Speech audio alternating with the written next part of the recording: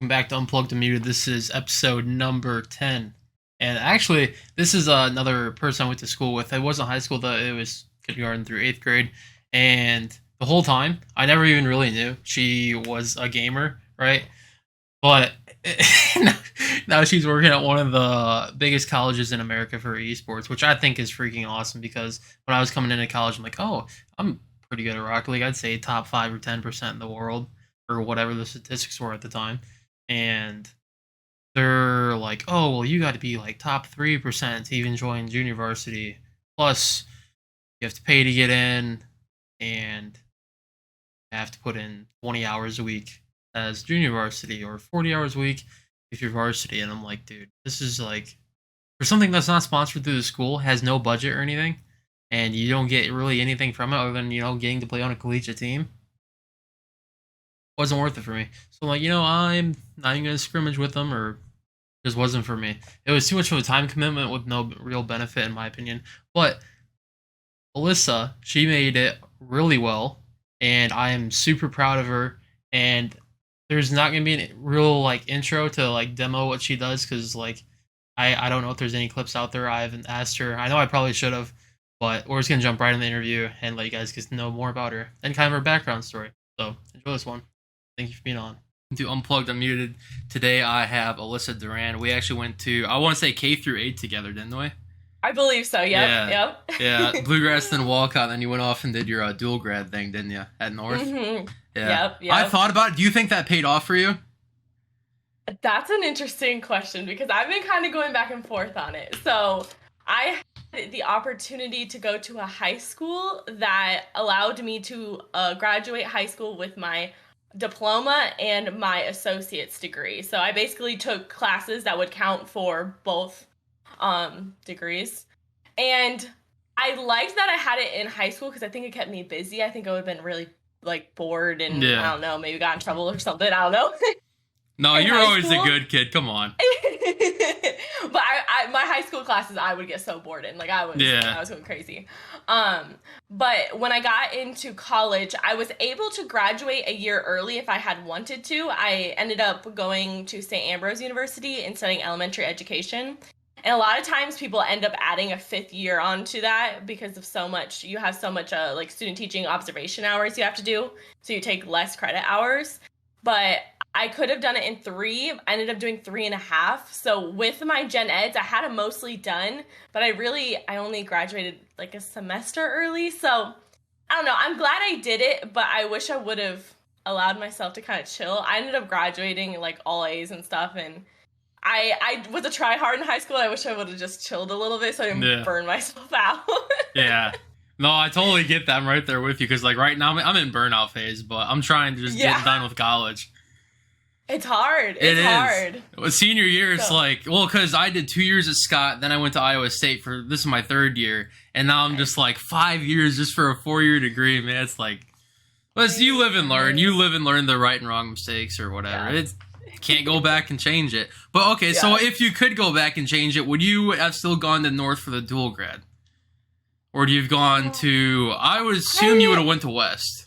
I would have went to West if I had if I didn't do dual grad. I don't know. I had so many good things at North. I don't think I'd go back and change it, but I definitely learned a lot going there. So, I don't know. It would have been pros and cons at either place that I went.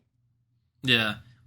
North isn't a bad school, but it's personally, I was a swimmer in high school, and they only had, I think, my senior year, one person on their team. It was bad. It's I don't even just send them to a different school or something, man. Yeah. Oh my gosh. That's what they did for Mid-City. They just sent them to West.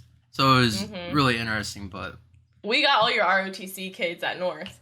Yeah. So I remember that. They kind of traded for different things. Yeah, it was I very did ride the bus with them.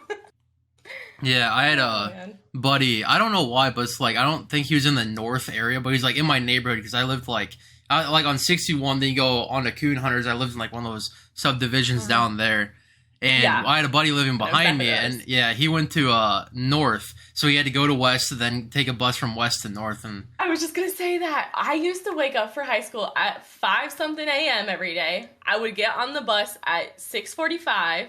I would be the second or third stop take the bus to West. So I go through all the stops around West, go to West, switch buses, go and stop at Mid-City.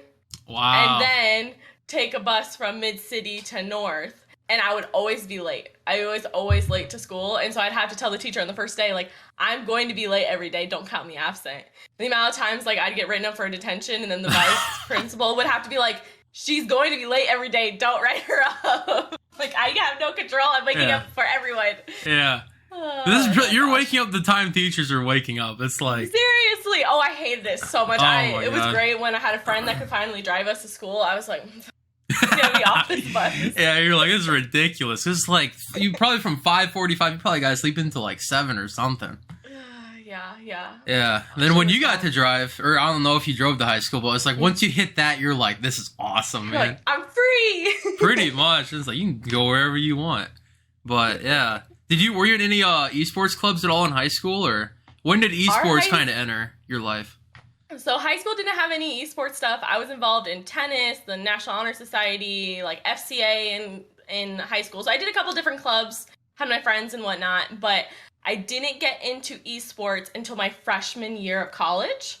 So I went to St. Ambrose, which I almost didn't go because I was so burnt out from college already in high school. Trust me, I was there too. I had one teacher that was like, are you really, like, are you sure, like, you don't want to go? I was debating taking a year off, and he said, how about you look at St. Ambrose? And I was like, oh, okay, I've always been told it was expensive. And he's like, you can probably get scholarships and be fine. Like, go ahead and, like, take a look at it.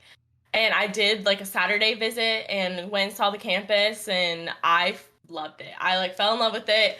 I started looking at, like, what clubs that they offered and things you can get involved with, and I saw they had an esports club, and I thought that would be really cool, but it was kind of like a secondary thing. Right. But during my first semester there, the esports club had turned into a varsity program, so they offered scholarships to players. But they put out an email to all the students, and they said, hey, we are looking for tryouts. Specifically, they had an Overwatch team and a League of Legends team. And they were looking for Overwatch tryouts. And that was my number one game, is my number one game.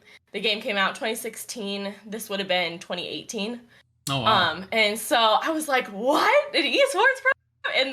And they're looking for Overwatch people? Like, I'll put my name in the hat. I had met the director. We had like a club fest, so they were there kind of promoting their team. They were a very high-level team, and I was very much not a high-level player. But I remember talking about it with my dad, and I was like, should I do it? Like, that sounds so cool. And I was like, I'm a freshman. I'm trying everything already. Like, I'll throw my name in there. I'm willing to learn. I'm willing to work. Like, I have club experience. Like, let's try it. And since we had already met, they said they wanted to meet me again. Like, they were interested. And I came in and I got taken on initially as a sub on the team. So if you know Overwatch, these people were like a 4.2, 4 something team, like top rank in the game. I was pretty much mid rank in the game. But I showed that I was willing to learn and work with them, and so that's all they were looking for. So I got on that freshman year, and I was with them until I graduated.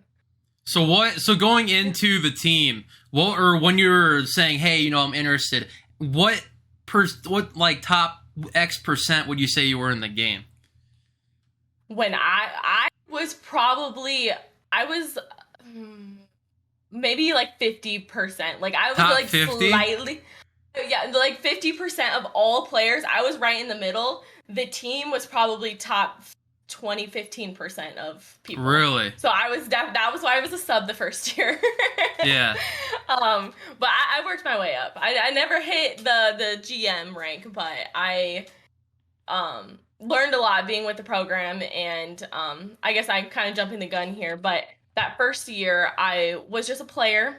I later on, we got a new program director, got new leadership in the program, and we ended up adding more teams, and so the program just grew so much every year. It's so cool to see. That's one of the things I love about collegiate esports. Oh yeah. But I ended up becoming team captain of the team, and then my last year, so this past year, like the 2021 to 2022 school year, I was a coach for the team. So my last semester, and then I was working as a coach the spring semester. Yeah. No, that's all. So did you like being the team captain?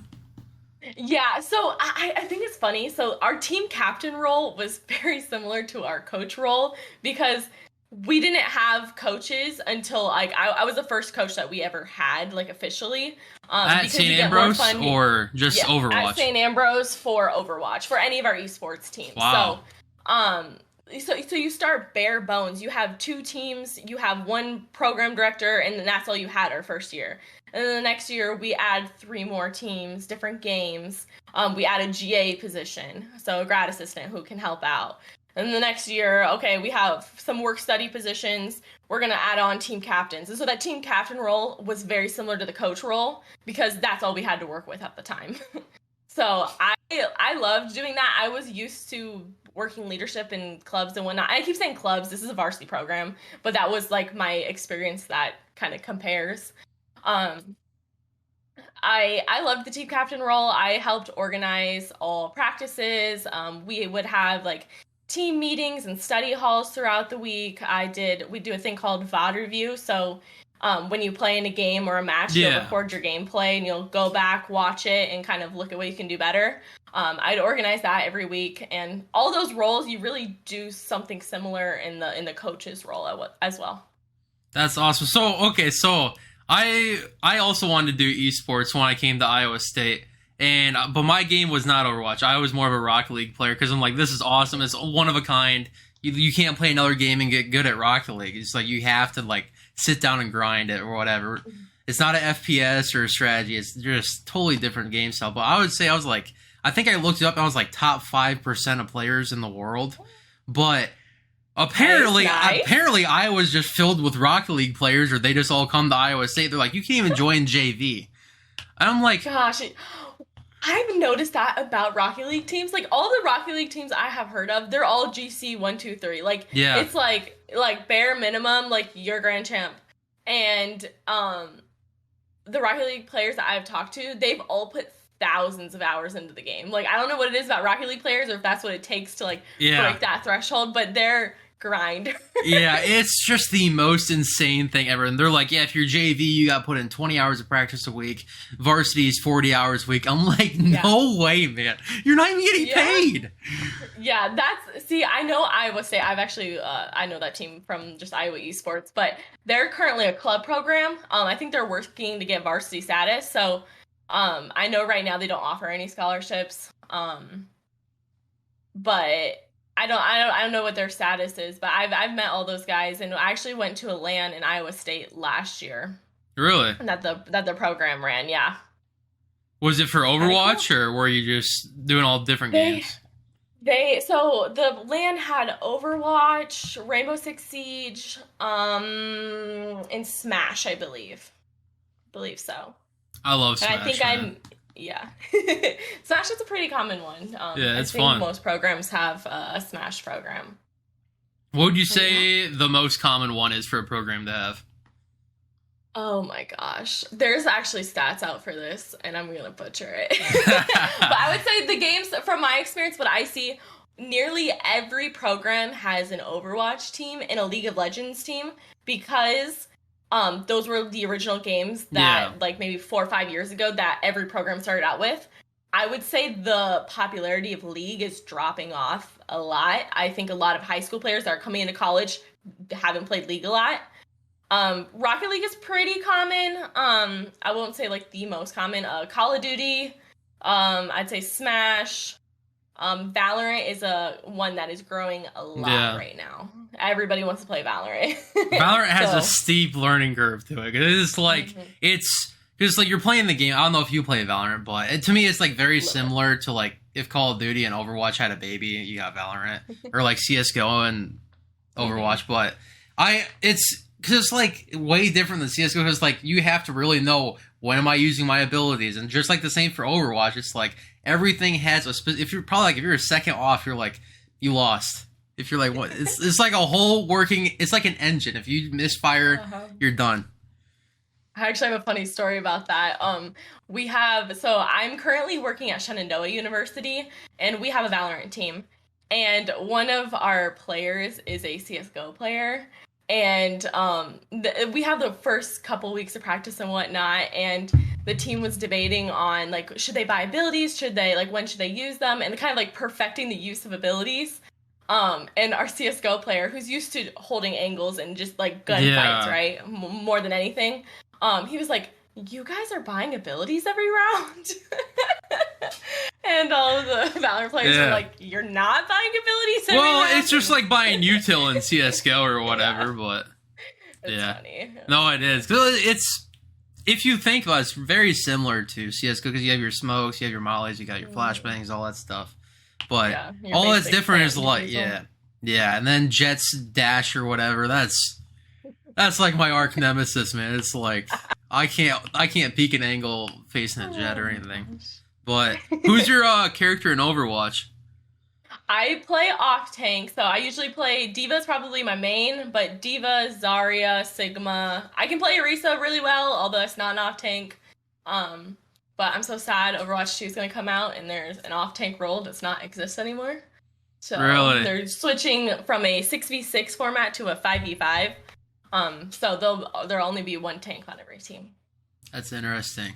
So tell me more about Overwatch 2. I don't follow Overwatch a lot, so like half the characters you named just went right over my head. You're like, I don't know if I do. Yeah, but it's like for some people listening, it's like that's what I'm trying to get. I'm trying to hit a lot of different target areas and stuff. But so with Overwatch 2, what's going to change from Overwatch 1 other than the 5v5? Yeah, so that's the biggest thing is the different formats, and that affects a lot of the game. So they're going to have to retweak all of the characters. So there's 3 roles. So you have your tanks, your DPS, and your supports. Everybody now has a different passive ability. So that kind of changes like the kind of the meta and how you play, like your approach. The game's a lot faster paced because it's not based on tanks anymore. I'd say Overwatch 1 is more tank centric. The tanks make the biggest difference in the game, but now that there's only one of them, I feel like the game's a lot faster paced. You can get a lot more value out of your high mechanical skilled players now. Those DPS players usually. But every single character is being like adjusted in a little bit. Sorry, I can't talk. Adjusted a little bit to make up for that 5v5 format. There's new maps coming out. They're adding a PvE section, which I haven't heard much about it lately, so I don't know what the status is on that. The game's supposed to come out like October 4th, I believe. Don't quote me. Haven't heard much about that. They're also changing it to free to play. And there's going to be a battle pass system. Yeah, there's the battle pass system, which is getting some heat right now. Yeah. Because there was something leaked that you might have to unlock new characters using the battle pass, which would make it kind of a pay-to-win situation. Like, if this character is the best character in the game, but is locked behind buying the battle pass and getting the character. A lot of people were mad about that. But Blizzard came out and said that there'll be like a free version to unlock characters as well. I don't know. Anytime anything's announced, everybody, it's like a huge uproar, and then Blizzard comes out and explains the situation. It's just like, it's the cycle of stuff getting leaked. So here's a solution that they could do, and this is just pulling an idea from Call of Duty, because like, you know, since Modern Warfare, they had the Battle Pass, but like all the new guns they would release were free tiers in the Battle Pass or whatever they want to call it. Same thing with Rocket League, all kinds of different, like, it's like they have variants of stuff you can get from like the premium Battle Pass, but then like the different stuff like different cars in Rocket League or different guns in Call of Duty. I think having those free, it's like all you have to do is play the game. But if you buy the Battle Pass, maybe you can get 10 or 20% XP boost on it or something. So it's it's, I understand people are like, there's a really wrong way to do a battle pass system for a free-to-play game, obviously. It's, and honestly, those games go downhill really quick. Like, the player base drops off super fast. But I like how Call of Duty's doing their thing, Fortnite's doing their thing, and then Rocket League switched to free-to-play, even though I really like Psyonix over Epic. But I really like the whole, you know, just opening cases for free and then being able to sell it. I really like that, but it is what it is. But I think Overwatch free-to-play, I think that's going to be nice because then I might actually play it. I just never wanted to put down the money for it.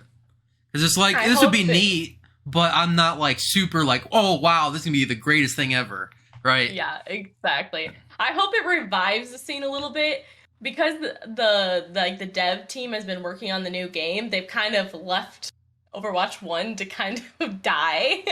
So everyone in Collegiate is kind of over the game at this point because they've been playing the same game on the same patch for a year now. They've made small changes, but it's nothing drastic. So you have these players that play the game 20, 30, 40 hours a week, and they're studying the same game because it hasn't changed for a year now or over a year now.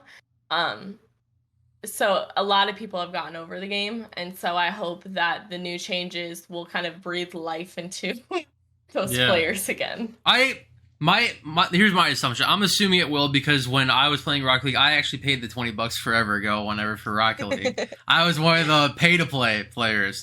Yeah. But I think I played like in 2018 or something. But when it went free-to-play, the player count went exponential. And I think that's really huge for a company to have because, like, sure, everyone might not buy the Battle Pass. But those that do, and if you're putting out $10 to $20 skins, that's where you're making your money. But it's also nice because it's like then, you know, the poorer people or the less fortunate, whatever, with financial stuff, they can still play a game with their friends that, to me, it helps people create these smaller communities and groups and stuff. And I think that's really the beauty of it. Though people bash on free-to-play stuff, but they can actually be decent games. Yeah, I'm hopeful. I'm hopeful. Yeah. I think it'll be good to just get more people playing in the first place. So is Overwatch 2, is that just kind of going to be like a patch, or is it going to be like a whole separate game? It's supposed to be like a whole separate game, essentially. So once it comes out, it's weird. Once it comes out, you can't play Overwatch 1 like at all. So why? I'm actually not sure if it comes out as a patch or how it's going to be released. But it just switches the whole game from what I understand. Well, because it's just going to be an entirely new game. So I guess it's almost like an expansion pack kind of thing. Like you're just adding on and changing like the base game. Yeah, that's to me that sounds more like a patch. But they could also be like, no, it's a new game. We're just allocating all our server resources over to Overwatch 2 from Overwatch 1. Mm-hmm. But yeah, I feel like Overwatch 2 was prematurely announced in the first place. And so the branding is a little weird in my opinion, like Overwatch 2, but it's not, in my opinion, like not that much is changing for it to be like a new game. I don't know. Yeah. Yeah, it's like you have Destiny making all kinds of stuff over here that should just, to me, Destiny 2, I just like, can we just have Destiny 3? But Overwatch, it's like they're doing it totally backwards. I mean, it could just be an expansion or whatever, or just different game settings, you know, instead of 6v6, you could play 5v5. And then Collegiate could figure out whatever's best for, you know, whatever's going to provide the best gameplay. Because at the end of the day, I don't know if this is the correct way to look at it, but as in an entertainment industry, your job is to sell tickets or get the views or get the clicks or get the shares.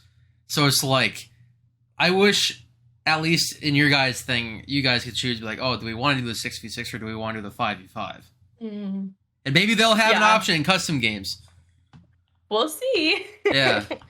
Yeah. A lot of high-level players are a fan of the 5v5 format, so hopefully that continues once the game actually releases and we get our hands on the actual game.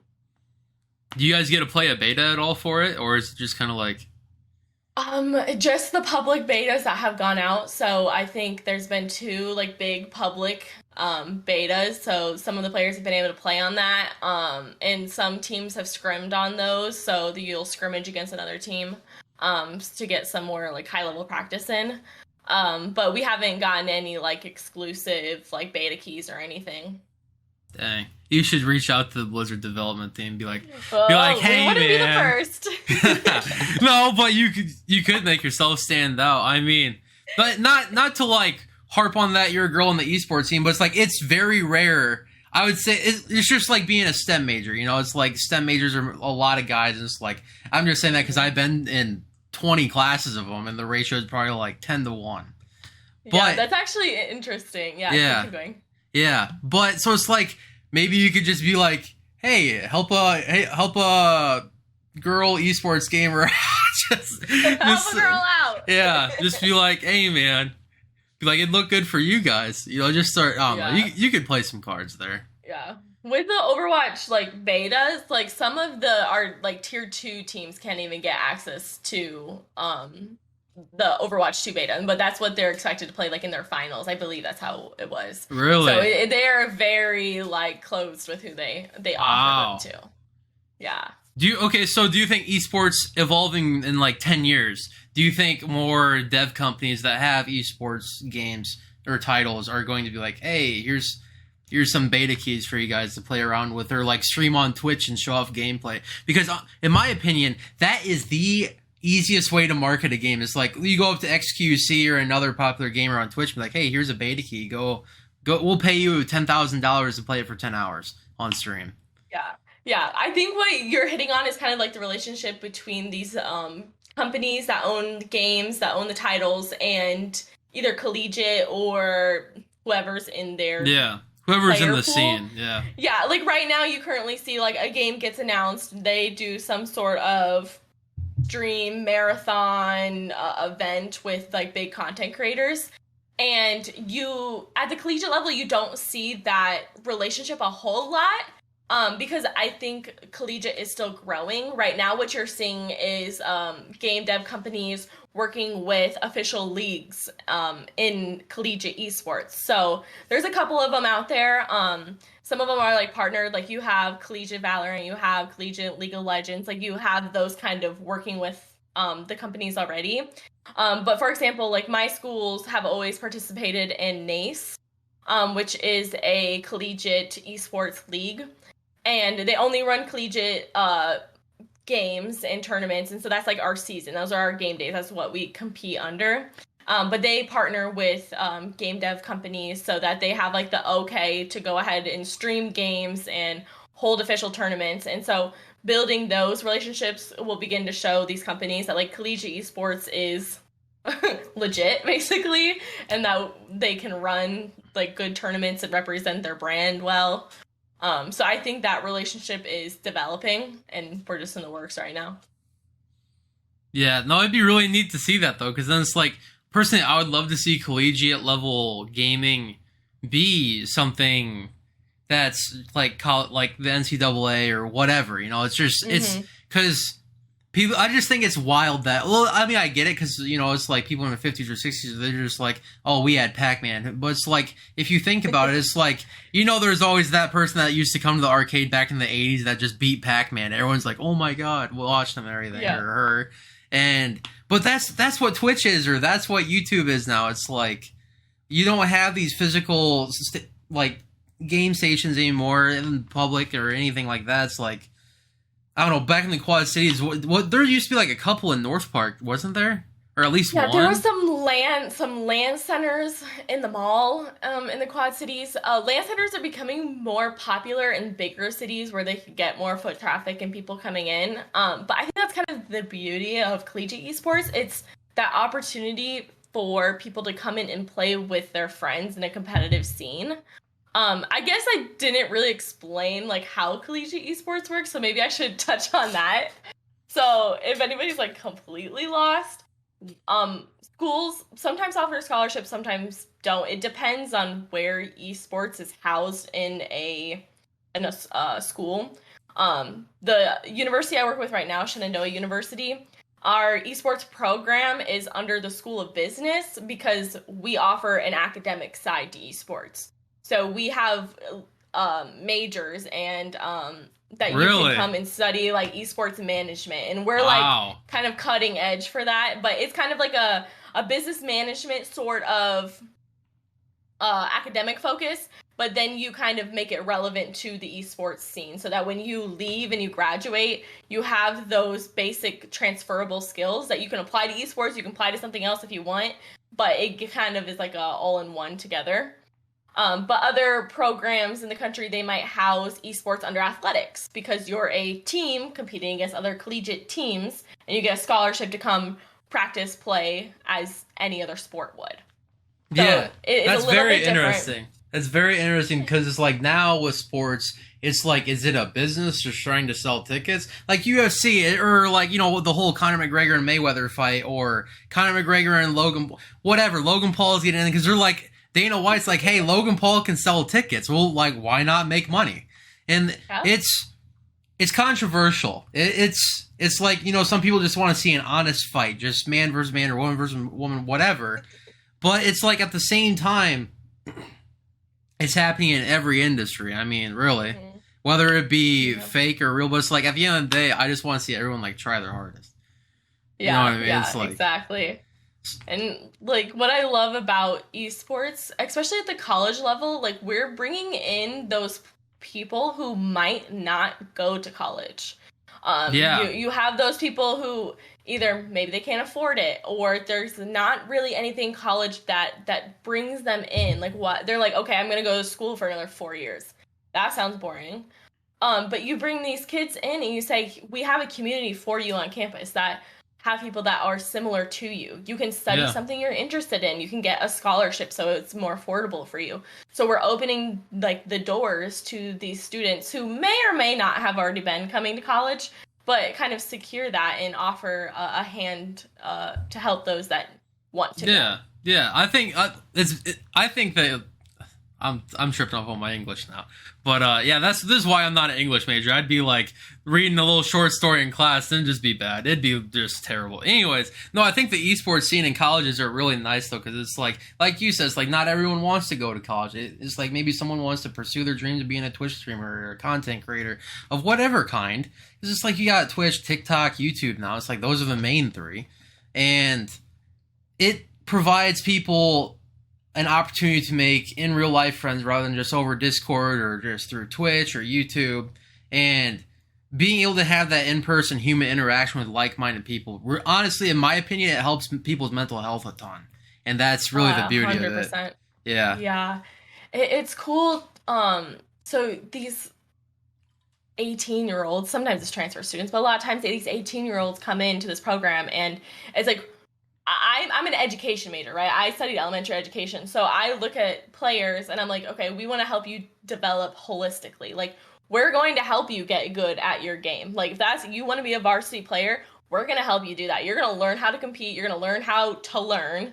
You're going to learn how to, okay, that's game related, but you're also going to learn how to work with people on a team. You're going to have to learn how to communicate, how to have patience, how to control your body language. Like, some of these kids need help learning those personal skills, and that's completely fine. That's something you develop in college normally. But this atmosphere like fosters that. Then if you also add in the job side of it, so in like our program at Shenandoah, so you can do the academics, right? You can study that as your major, but you can get involved as a coach, you can work in like arena management, event coordination. We have a lot of volunteer opportunities for students, so they can put stuff on their resume and say like, I have these experiences and I know what I'm doing. We offer work study for students in broadcast and production. So we have people working on social media. We have people that are casting over our games or doing film photography. So really whatever players are really passionate about, we try to connect them with the opportunity to develop that while they're at the school. That's awesome. So do you guys do like any, I know a lot of college esports do like streams and stuff, but do you guys have like any dedicated people that you guys actually pay to like a video edit and stuff like that? Yes. So it's really cool. So I just started at this university. I moved here in August. So I started working with them in July. This is one of the most structured programs I've seen like in the country in terms of like full-time positions and whatnot. Is that why you moved there? Yes. So I moved to Virginia from Iowa, pursuing a career in esports. So I was working as a coach for 1 year for a stipend at St. Ambrose, and I loved it. It was so sad leaving. But pursuing an opportunity to have a full-time position with like benefits and everything like benefits and everything. Wow. That's awesome. Good for you. Yeah. But yeah, so this program has full-time faculty or staff. So we have our director of eSports, who oversees like everything and academics. We have a full-time teacher, so professor, so teaches classes. They have me, so I'm the coordinator of eSports competition. So I oversee all the players and the coaches, and some work study people who work in our arena. So I make sure that we are competing. We're all scheduled out for that. All the logistics that go into running competition and having our space open. And then we also have a head of broadcast. So he oversees all of the stuff that we put out on Twitch, on social media. And he builds a team of people that work with him. It's a combination of grad assistants and work study. So if you go to college, you probably know about this, but you can get work study positions. You get like 8 hours a week to work. And so we'll hire on players to come work in broadcast for 8 hours a week. And we do shows 4 days a week. So once our competition starts, we'll have a show like Monday through Thursday, I believe, as long as all the games like don't get rescheduled or anything. And so shows we have meaning scrimmages or actual like you're actually like competing. Actually competing. So wow. We'll do like a different game every day, maybe multiple games. So like right now, I believe we're running 7 varsity titles. And so every day there's a different game competing with the different leagues that we participate in. And so our stream will make sure they capture the gameplay footage. We'll have casters on camera going play-by-play, talking about what's happening in the game, having commentary over it. So it's a full broadcast. It's so cool to see. that honestly sounds like, it was just like, to me, it's like, you know, maybe you just have a person cycling through X amount of screens of the players, and then they're just commentating over it rather than having like a commentator's booth and everything. Mm-hmm. But it sounds like a lot of work goes into it, and it's really neat. It is. Yeah. It is very cool to see. It's cool because like kind of what you described before, like the like one person doing it, like that's kind of like a low level production, and that's kind of what I'm more like used to. Like it depends on like the university and the resources and who has the skills to be able to do all that. But it's really cool that Shenandoah has like put a lot of emphasis into making sure like the broadcast is supported. They have the equipment they need. They have the personnel that they need. So really neat to see. Oh, so how did you figure out about, I can't even remember how to pronounce the college you're at. Shenandoah. Shenandoah. How did you figure it out? Or well, actually that was probably stupid. It's like you've been in the esports scene. You're probably just like, oh, it's like being in tech and not knowing about Google or Apple. It's like, I mean, that's probably like the top dog. Yeah, so, well, actually, there's a lot of schools and things they're good at and whatnot. After going here, I think our program is one of the top programs in the country, right? Like, I'm going to be biased. I think what we're doing is cool. Yeah. But I had heard about it. So, esports is such a growing community, especially at the collegiate level, that everybody I feel like is in this together. Like, yes, there's competitive stuff, right? You're like, oh, we're gonna beat you in the next game, blah blah blah. But what's good for esports is good for the community, and having more full-time positions open so that people like me can go through all 4 years of school and then leave to get a full-time position in the industry, like that's good. So that job was recommended to me. It was posted in various places, and I said, well, heck, I'll apply.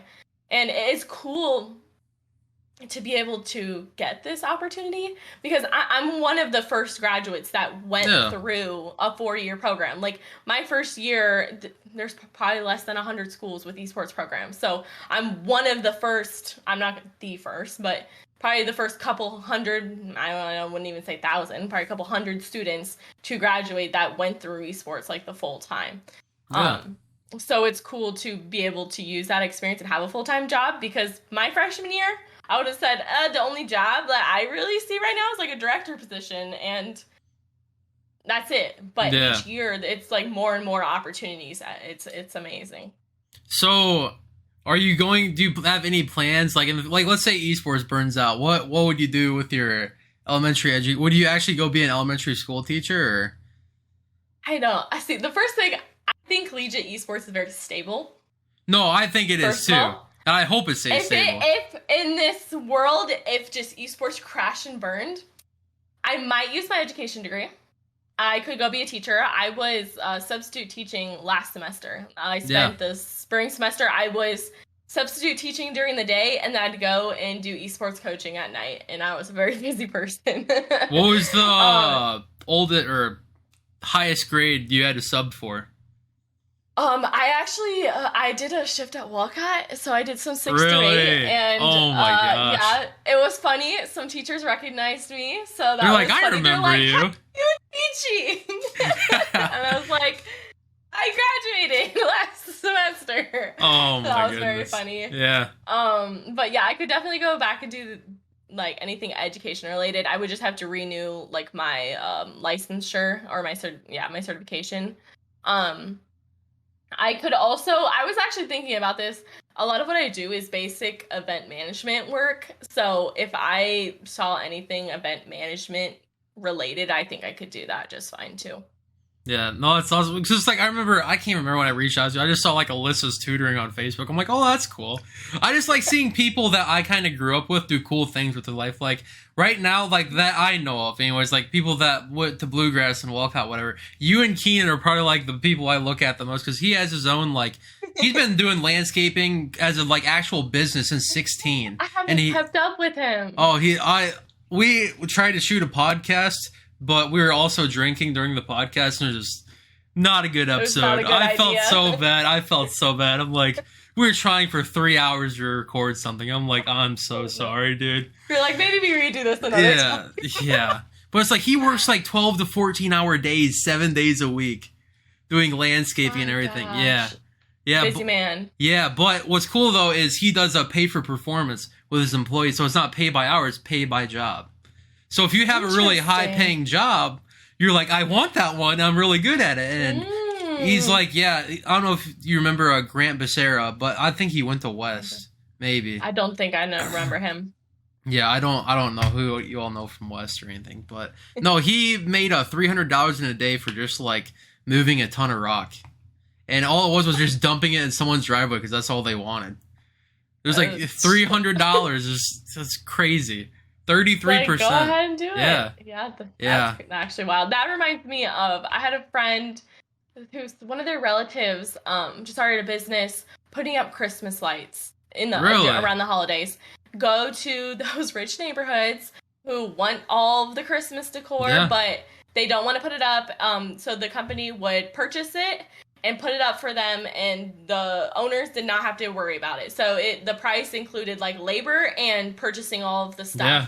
And so it was basically like a package. And they would make good amount of money around the holidays. Got some extra spending cash. I was like, you just get some dudes that do this normally on their house. You know what you're doing, and go sell it. That's a smart. This was in the Quad Cities? It was in Iowa. Don't believe it was the Quad Cities. Dang. So go ahead and get on that one. Yeah. I'll see if there's anything like that names for this one. You're like, That's a smart freaking idea, because it's like once you get like good at it, because it's like no one's like good at setting up Christmas lights, because you do it once a year. It's like you're never gonna be good at it. But if you actually do go do your business type deal, then it's like, hey man, I got this down pat, and I can do it in half the time you can. Yeah, you don't have to worry about it. Exactly. It's like, well, then just call them when you want it up and down, or down, and then you just keep you can do like a cost by week for renting it, for having it on your house. You could. Yeah. I think it was like a couple, like it depended on the package, but you could get a couple $1,000s. I'll buy it, put it up, and I'll take it down when you want. Like, wow. It's like a no-brainer. If you have the money, I'd be like, I don't want to worry about that. Put it up. Yeah. God, that's insane.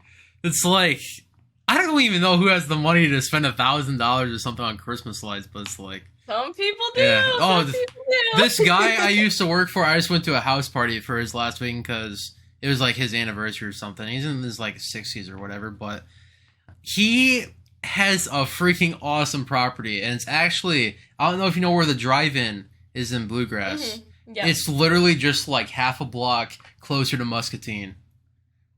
I might know them. Do you know the last name? I'm actually going to redact this from the podcast, but I'll say Ken Ferris. I don't know if you know Ken Ferris.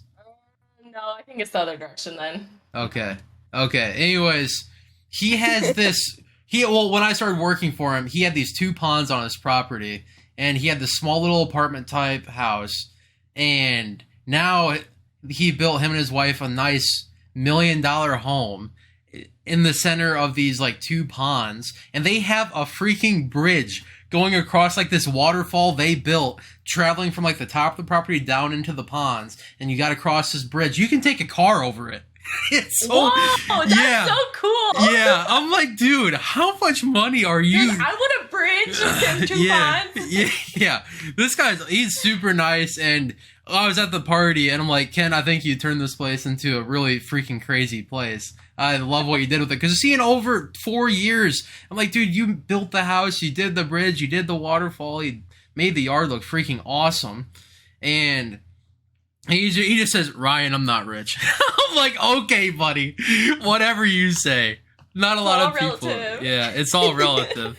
But it's like, so, like, we're at that age too where it's like, okay, we graduated, we're like in college, or I'm just graduated, recent grad. Yeah. And it's like, okay, now we're looking up to those people like slightly older than us, and then like our parents' age and our grandparents' age, and it's like, okay, what did you do at my age to get where you are?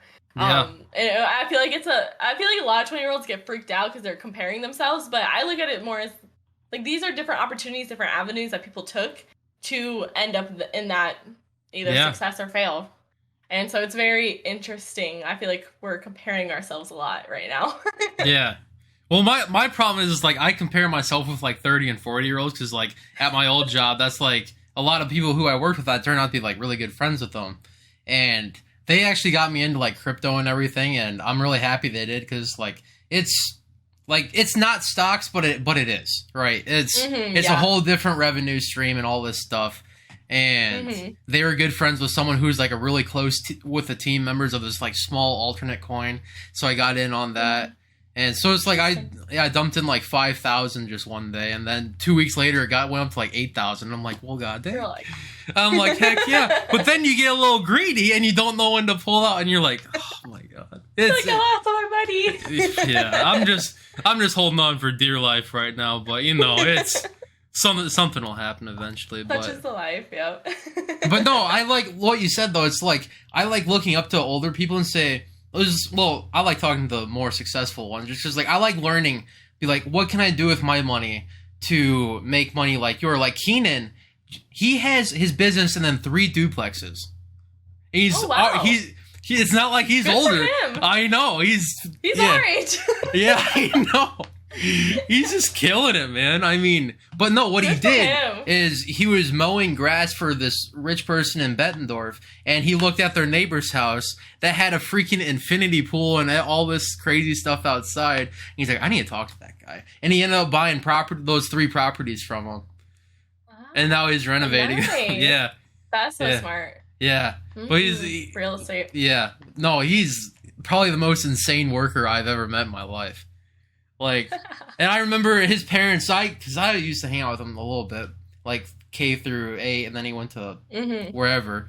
But his parents have always been like, he's been mowing grass since he was like 6 or 7 or something, and doing his own laundry and everything. Is just, his parents were very harsh on him, but honestly, I think it paid off, because he's teaches you work insane. ethic. Yeah, it does. And it's like, when you're a kid, you're like, oh, my parents hate me, they're making me do all that stuff, but you might be one of the richest people but at the same time, you got to be careful with it, because it's like, it's like you got to have some play with your hard work. It's like you can't just be work.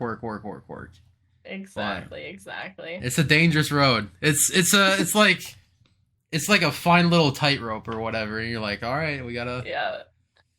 I don't know. It's very interesting. It's very interesting. Go ahead. No, sorry, you can continue. I'll ask a question after. I was just gonna say, it was interesting seeing like how the family dynamic shapes people. Like we're like right now in your 20s, you're getting your opportunity to do what you want to do, and seeing how different family dynamics kind of shape those decisions that, like, because we are, as I said, kind of comparing ourselves to our class. That's what we're doing right now. Yeah. And so it's cool to just see how that shapes people. Yeah, well, I started this podcast because I'm like, I want to talk to people that I think are doing really cool things with life. Like you're into esports. Like I made a new Instagram account. It was like, all right, who can I follow, whatever. And I'm like, oh, there's Alyssa. Well, I'll follow her. We went to school forever ago, but yep. Then I'm like, holy shit, you're doing esports. Like, that's insane.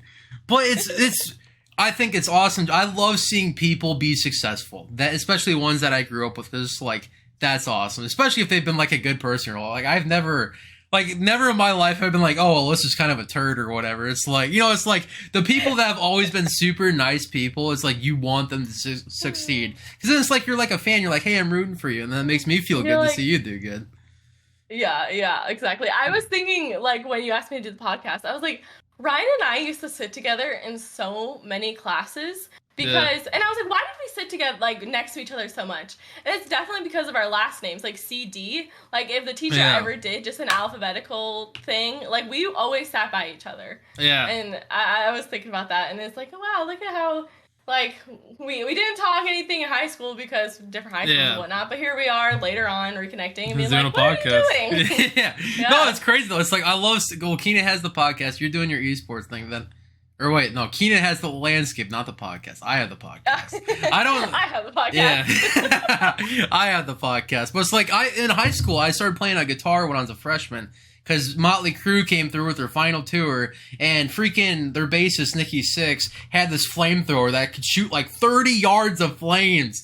And they're lighting, I don't know if you like 80s rock or anything, or Motley Crue, but they have a little bit about them. They have their song Shout at the Devil, then they had like the Devil Star come down. And sorry, I know you went to a Catholic college, but yeah, they had the Devil Star come down from like the rafters, and he was lighting it on fire with the flamethrower from his bass to the beat of the song. And it was just the most insane thing ever. I'm like, that's what I want to do. I want to light stuff on fire and play music. Me. Yeah. That's awesome. No, and you're doing it now, right? I see your videos. Yeah, I post guitar videos sometimes, and I got like 5 guitars back here. And actually, I just got one. I took the back because a lot of guitars have like a poly finish to them. So I sandpapered off the poly on the back and took it to a concert I went to August 16th, 17th. There was like 5 bands there. It was over in Rock Island, and I'm like, hey, you need to sign this. So I had, like, a lot of the performing people there sign the guitar and everything. So I just have a guitar now that I'm just going to take to concert. Like, hey, sign this. And it's hopefully it'll be, like, a nice piece of wall art someday in, like, a future studio. Yeah. But no, so I've had all kinds of people on this podcast. Like, I've had not this week. This week's was a kickboxer that went to West High School, and he just competed in the Midwest Championship for kickboxing. And then last week was a pop punk band from Seattle that has 300,000 listeners on Spotify. Wow. Yeah. That's I know. Cool. Yeah. So it's like, it's a numbers game. You can reach out to unlimited people on Instagram. And I have like 5 podcasts already recorded for like, I just do 1 a week. But it's like, if I just get a nice backlog, it's like, if I ever hit like, I'm like, oh, I don't want to interview anyone right now, or if I just get too busy with college because I'm doing my senior design capstone thing for cybersecurity, then I'm doing a teacher assistant thing, and that's fun. So the teacher assistant is like, it makes me feel smart because I'm teaching a intro to cybersecurity class. Yeah. So it's like I get to help these people, and I get to be a cool TA, like the ones I had. Nice. Yeah. Because like when I did it, they're always like posting like funny stuff in the Slack channel, like, oh, my office hours are live. They do like military time or whatever, or just say something funny. So like my funny thing was, it's like, oh, come all to Ryan's Observatory. I created this business to answer any and all lab questions. So it's just like just silly stuff like that. Yeah, just like it doesn't need to be serious or anything. It's just be like, just show them like, hey, I'm 1 year older than you. It's like. It's nothing crazy. Like, I'm here to help you. I understand what you're going through. Come on in. Exactly. Have you done anything with like VMs or coding or virtual machines? Not really. Yeah. Not really. Yeah, not really. Not a lot of that. I don't know if you had like any interest in like any tech related classes, or I don't know if you like took any. It's like gen ed stuff. I didn't really take a lot of tech classes other than like it was like basic like Google Suites and Word and Doc and stuff, but no, not really. I know a lot of our students are really in like either cybersecurity, computer science, especially like at St. Ambrose, we had a ton of students that studied that. So I know it like on a very basic level and like what people do, but don't ask me any questions because I don't know. Yeah. So you're probably like an outlier in terms of like majors and stuff being in elementary education. They're probably like, who's this person? You're like, why are they in esports? Exactly. The funniest comment I get is like, you're an elementary ed major? Like they don't expect it, and then they're like, I guess you like wrangle kids all day. I guess it's pretty similar. That's awesome. That's like, awesome. Well, I do manage people. I have been surprised by how much my education degree has applied to esports. So basic like event management, coordinating people and times and stuff, that's the same thing as running your classroom. Okay, I have these things I'm teaching today. I need these materials. I need these people here, there. Like all of that is very similar. But also like the basic concept of how do you teach something and then how do you learn it?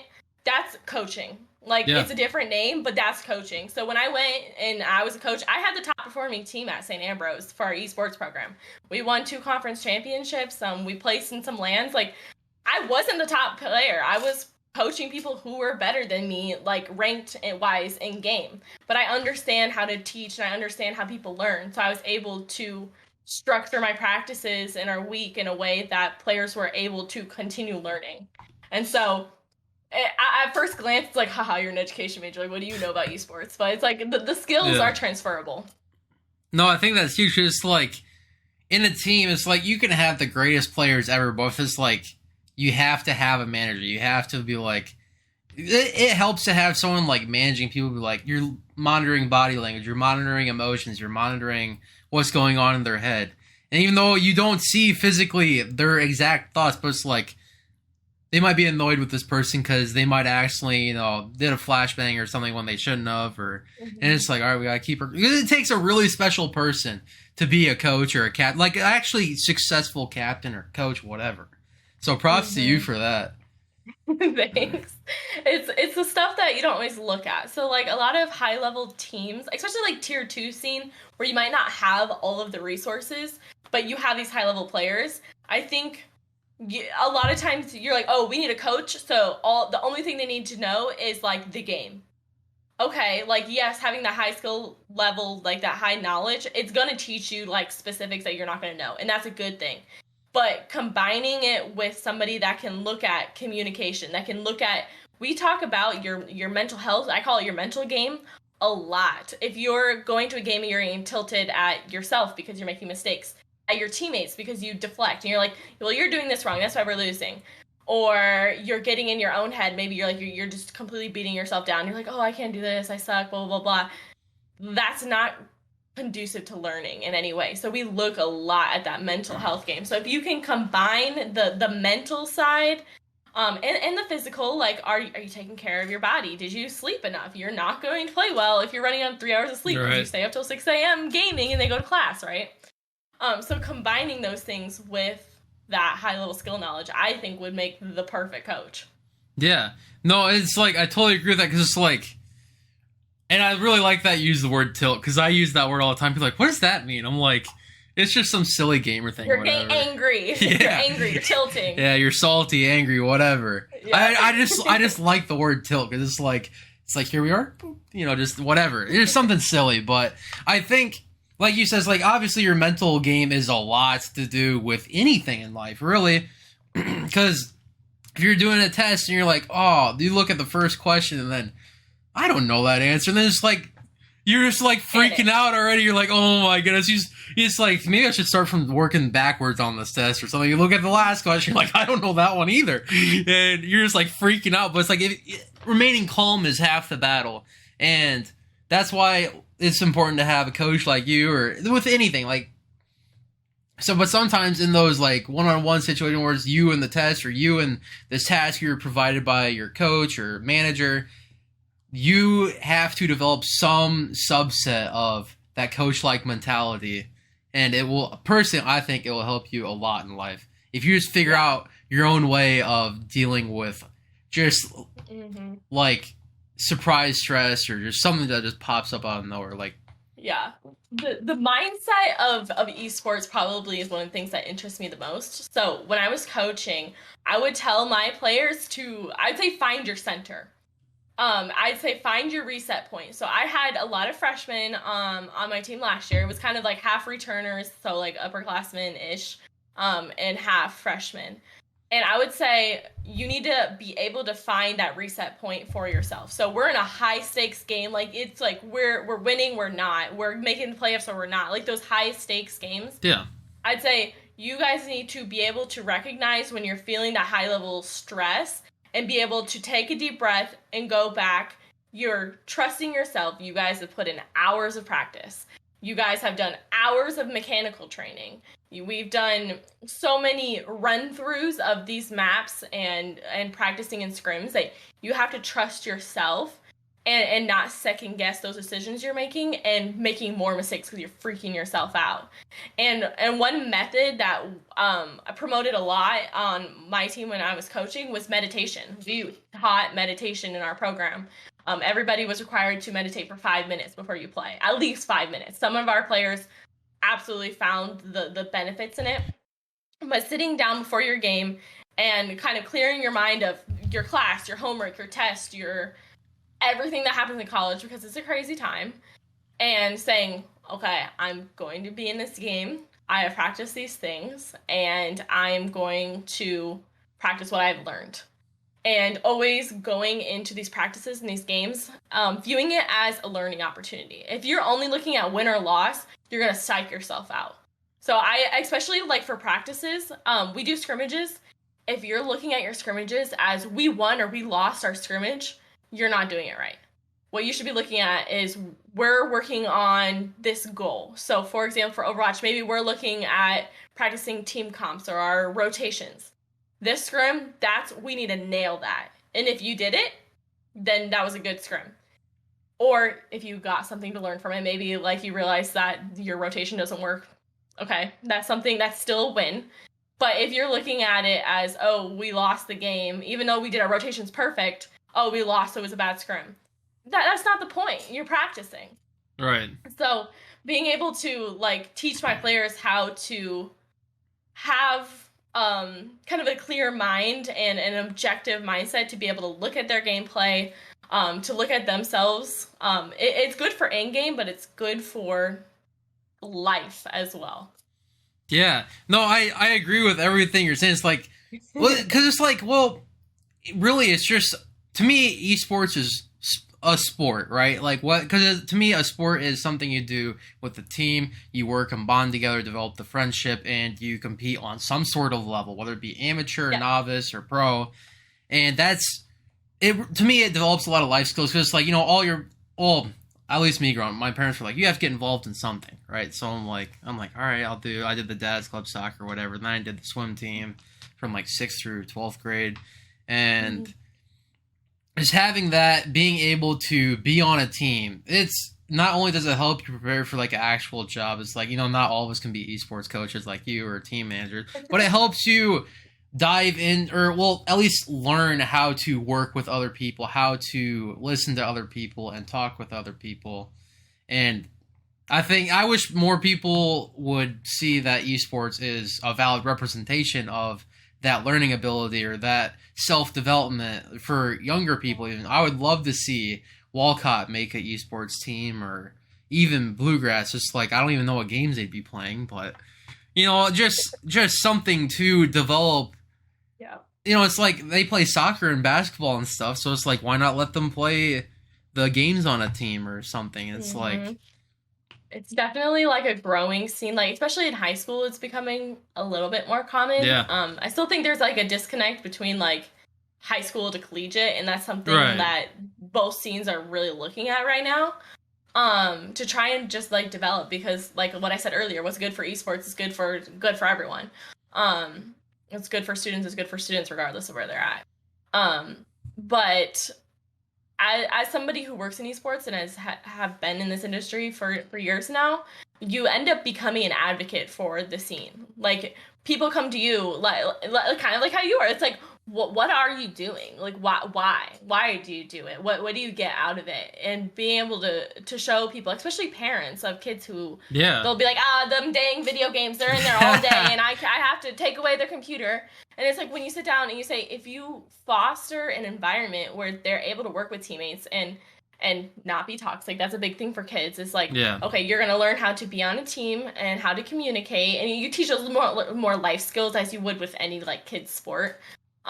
You see the benefit more, and then you show parents, you're like, you can go to college and you can get scholarship, or your kid can be in a club and have friends and learn all of the benefits you get from being in a club.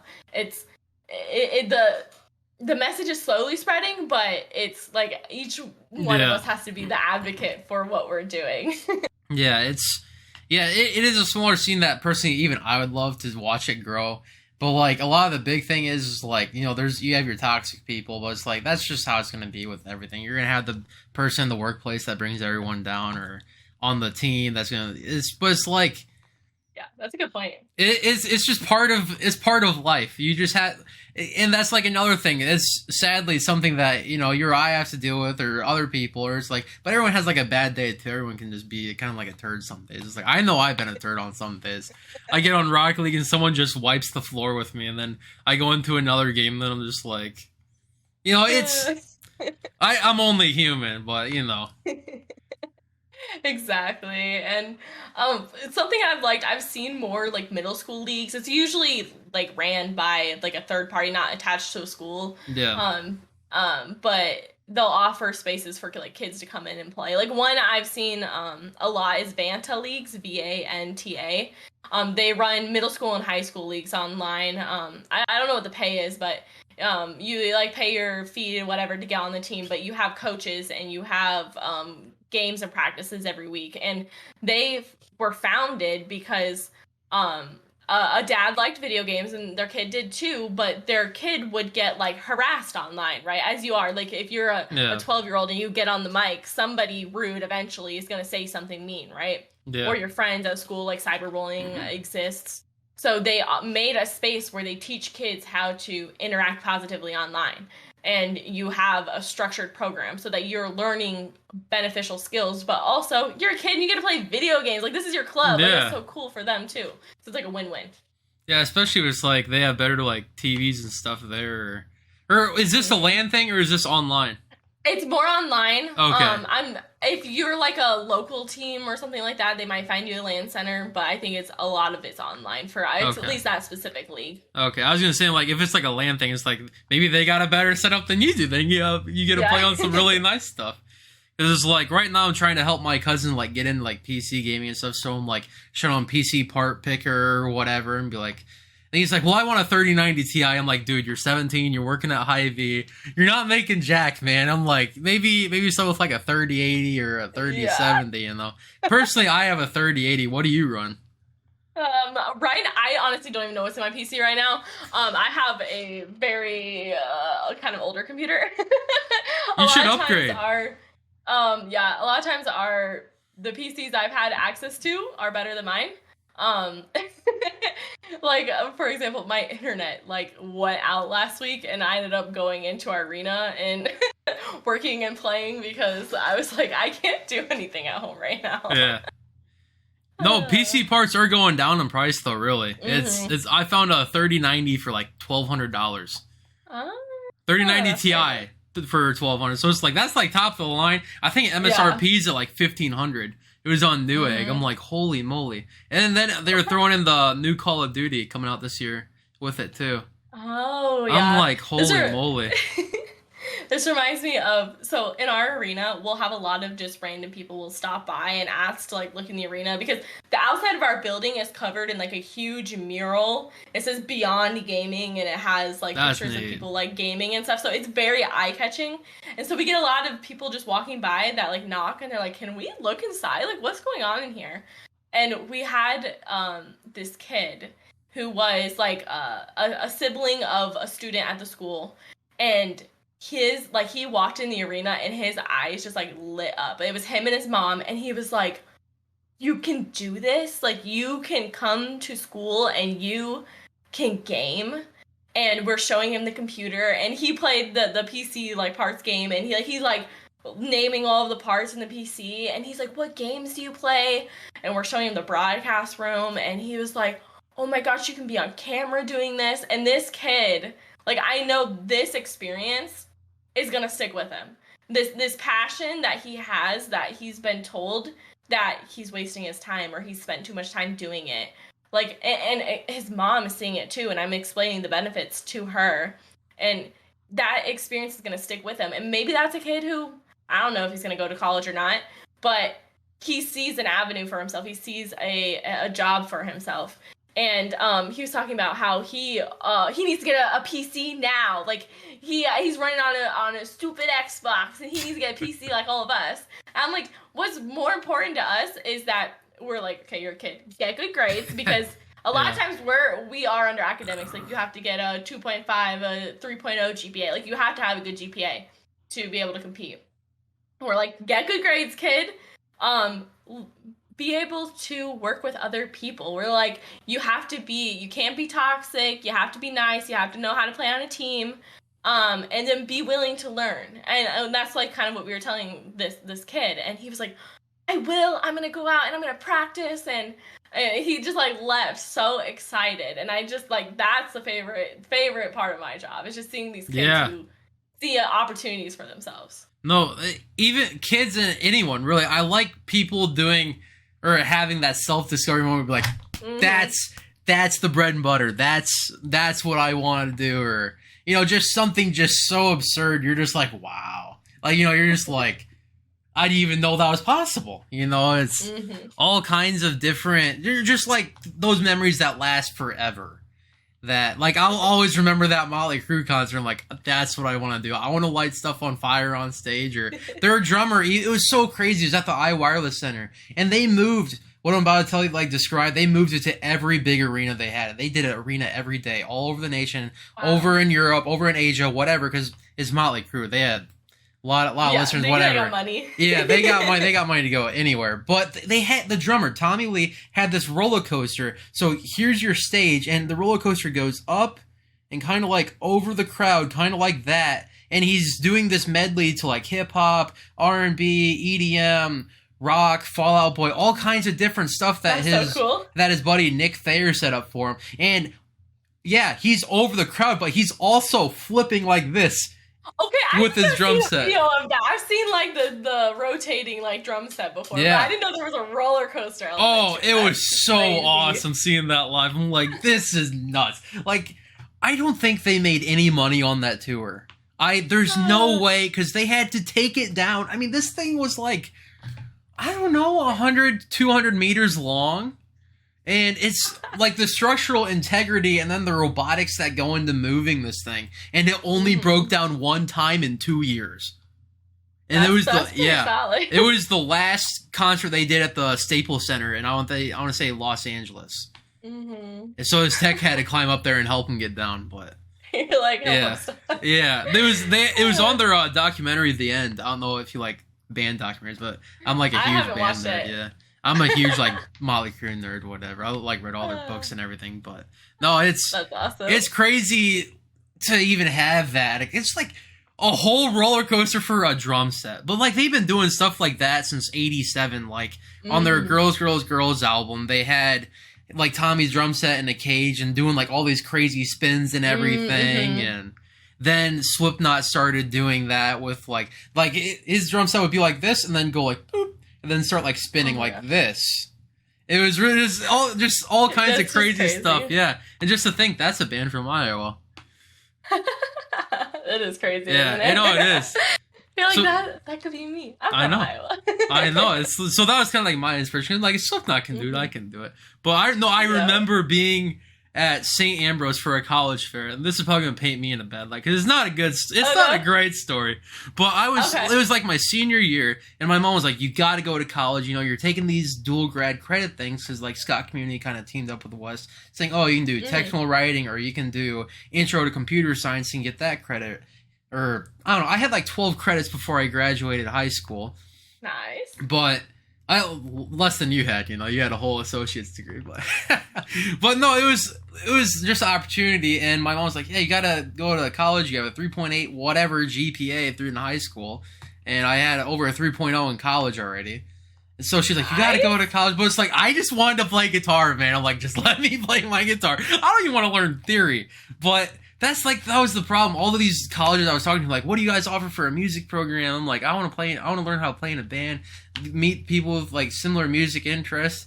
And what's crazy is like I listen to like all like the super like heavy metal stuff. So it's like there's not a lot of people like that around. So good luck finding a band.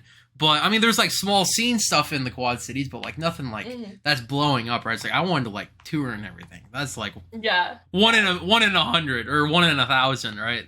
But. I ended up leaving St. Ambrose because my mom was just pissed. She's like, you're not even like asking about anything other than music. Like her whole thing was, and I love my mom to death, but this is like one disagreement in life that we have is my thing is like, I want to devote everything I have into a plan A. Because if I give plan B 1 minute, that's 1 minute that could have made plan A work.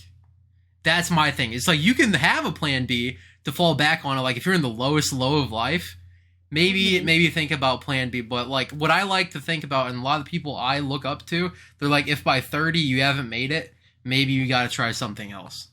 Yeah. Because developing... it's so hard, yeah. It is. Like, developing your plan A, it can take so long. Like, this guy on YouTube, one of my favorite guys, it is kind of more like R-rated skit comedy and stuff, but it took him till like 32, and now he has over 500,000 subscribers, and he has dedicated Patreons. He runs a podcast, a comedy podcast, but he did it. He finally did it, and he's being able to rent out an apartment in LA, and that's like one of the most expensive places to live. Yeah, it is. It's so crazy. Interesting. Yeah, because what I've seen in esports, right, is like people, especially like when I was in school, I was like, oh, I'm not particularly good at any one skill. I was like, I'm in tennis. I'm not the best tennis player. I'm looking at what I want to go to school. So computer science. I was like, oh, I like video games, but I'm not like super techie. Right. I see they have like arts degrees. That's super interesting. I like art, but I'm not the best at art. Yeah. And so I would psych myself out of everything because I'm like, I'm not that good at that. I'm not great at that.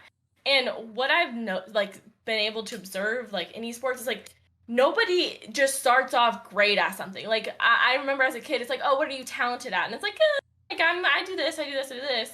But it's, you just have to sit down and do the work. Like, I think a lot of kids and people our age get so psyched out about, like, not being the best at something, especially, like, with social media where you can compare yourself to literally everybody. Exactly. Like, oh, that person's doing better than me, that person's doing better than me, so why would I even try? It's like, that's not the point. Like, you sit down and you do the work and you put in the time, you're going to get better at it, as long as you're not doing it mindlessly. Like, you're going to get better if you sit down and do the work. Yeah. Now, the difficult balance is, do I put all my eggs into plan A and it's very risky? And it's like, I want to say, like, yeah, go for it. Like, if you have this crazy dream and you're passionate about it, put in the work. But half of me says, make it realistic too. Like with esports, like, okay, I want to play video games and I want to have a career in video games. Okay, I'm going to do it in a space that is developing, but is pretty safe, like collegiate level, right? I'm going to still get my degree, so I have like a backup plan, and we're going to, like, with our players, we teach those transferable skills. So you can go in esports, or you could do something related, or you could transfer those skills out of it. So you have those skills that will apply to multiple things. So it's like, do what you want, do what's you're passionate about, but also see, like, realistically, what are your avenues for like doing that, and find that meeting point of what you're good at and what you like, and where can you make money. Yeah, what you're good at, what you like, and what's realistic. Those are the three avenues. Mm-hmm. I still have yet to figure out what's the realistic avenue for me, because like I said, I'm like a do it all or don't do it at all. You know, that's I just like it because over the summer I listened to Elon Musk biography. I wish it was an autobiography, but it's actually very interesting because when he was 17, he was living in Canada, I want to believe at the time, and someone said, hey, you have an aunt that lives in Minnesota. He's like, well, I'm going to go live in Minnesota with my aunt because I want to make a business and all this stuff. Well, he goes to Minnesota, and his aunt moved to like Virginia or something crazy like that, like just not on the other side of the Canada border, right? Yeah. So he's like, well, shit, now I'm homeless, right? You know, he's already in the United States. What's he gonna do? Go back? And he's 17, man. I mean, he's just fending for himself, but he got a job. Yeah. And I want to say I heard a story at one time during the process of the PayPal creation. Him and his brother were just renting out this like studio apartment type deal. It didn't even have a shower or really anything in it. So like they had to go get a membership at the local Y and take showers there while they're creating this thing that eventually got bought out by Peter Thiel, this multi-billionaire American venture capitalist. And what's crazy, here's actually a crazy story. So Keenan had this friend that went to Pleasant Valley, and his buddy at Pleasant Valley went over to Boston, go be a mergers and acquisitionist major for companies and stuff. Like when a company gets bought out by another company, they got to have the mergers and acquisitions. They'd be like, all right, what staff members do you want? Here's kind of the equities we have, you know, all the financial responsibility behind it. But this guy, Keenan's friend, got to be friends with this teacher assistant whose employer was friends with Peter Thiel's assistant. So eventually Keenan's friend got to play poker with one of the richest guys in America, and they spent like $36,000 on wine in one night playing poker. Gosh. Yeah. Oh my gosh. I was just like, That's dude. Crazy. That's a story. I know. I'm like, holy cow, man. Yeah, Peter Thiel was just like, yeah, here's my credit card. Go get 6 bottles. I can't remember the name he told me. Yeah. It was $6,000 for one bottle. That's crazy. I was like, holy moly. That's the kind of rich I aspired to. I'm just like, how do you get there, man? Yeah. It's like, yeah, that's so crazy. Yeah, that's like probably one of the craziest stories. Yeah, it's interesting coming from Iowa. And I don't know, like, how much you've traveled and whatnot, but, like, I've been to a lot of, like, the bigger cities in America. Like, I've been to Las Vegas, LA, Houston, Texas, now DC. All for eSports or just vacation? Both. But it's in Iowa, I don't know if it's like a Midwest thing, but everybody's more humble about like their money. Like, oh yeah, we almost like shame people if they're flaunting their money because we're like, oh, you're being fake. Like people will put it into their homes and people will like spend like big things here and there, but you don't usually see like these big lavish homes, lavish cars, or spending all this money on like jewelry and clothes and stuff. Like people, like you almost get told in the Midwest, you're like, why would you waste your money on that? Yeah. Like that was totally a thing. Like my family would say, like family, friends, it's like someone buys this expensive car, they're like, do you know how much your car payment's gonna be? Like you almost get like kind of told off for like being lavish with your money. And then I go to these big cities, and if you're not doing that, they're like, oh, you're poor, right? Like, you don't have a fan. Oh, you're like, I'm in Virginia. Everybody has been super nice. Like, let me preface that. Super nice, super kind. Like, I love it here. But I have a 2002 Honda Accord, and one of the students goes, oh, you drive a little wife beater car. Like, you drive like this little like crappy car, and well, Hondas are reliable. Maybe you should get a new one. Yeah, see, that's my thing. Everybody in the Midwest was like, that's a reliable car. That's good. And here they're like... No, I had an Accord too, first car, yeah. No, I had a 07 Accord. That was my mom's. And she's like, I have a Subaru Outback now. You can have the Accord. I'm like, all right. Yeah, exactly. But no, it's reliable. That's the beauty of it. It is. And that's why I like it. But it's so crazy going to these, like, big cities and seeing how people, like, spend their money. Obviously, like, it's a higher cost of living. People probably have more money. Like, that kind of side of it. But I see like this disparity of wealth way more like traveling to these different places than I ever did in the Midwest. And it's just something interesting. I think it changes the perspective of like the kids that live in the city. They have a very different perspective of like money and how you should spend it and how making money, like the hustle. I see like the hustle so much more in these cities than I did in like the Midwest. So it is very interesting. Yeah. To just experience the different it is. America. So it's like kind of not team me up with like the big city way of living life and that you should just blow your money on whatever. But one of my family members told me recently that you're going to have one bill for the rest of your life. Do you know what that is? No. Yourself. Explain. Well, you have the ability to spend your money your entire life on different things, but you choose, like, am I going to pay my house off, or am I going to have a mortgage payment every month? Am I going to have a car payment, or am I just going to pay it all off now and not be able to spend anything on myself right now? Granted, he's also the person who's like, if I could have my house payment, or if I could have it paid off, he's like, I'd pay it off right now or whatever. That's the same thing with a car payment, but he's like, if you're not spending money on yourself every so often, it's like, then why are you working? And exactly. I personally, I really agree with that.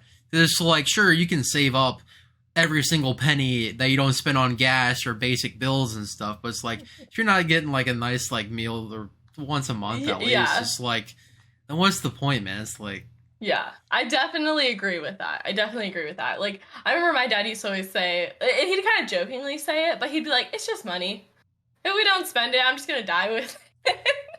And it's like, if you really like something and you're passionate about it, like, yeah, spend a little extra money so it's comfortable or it's enjoyable.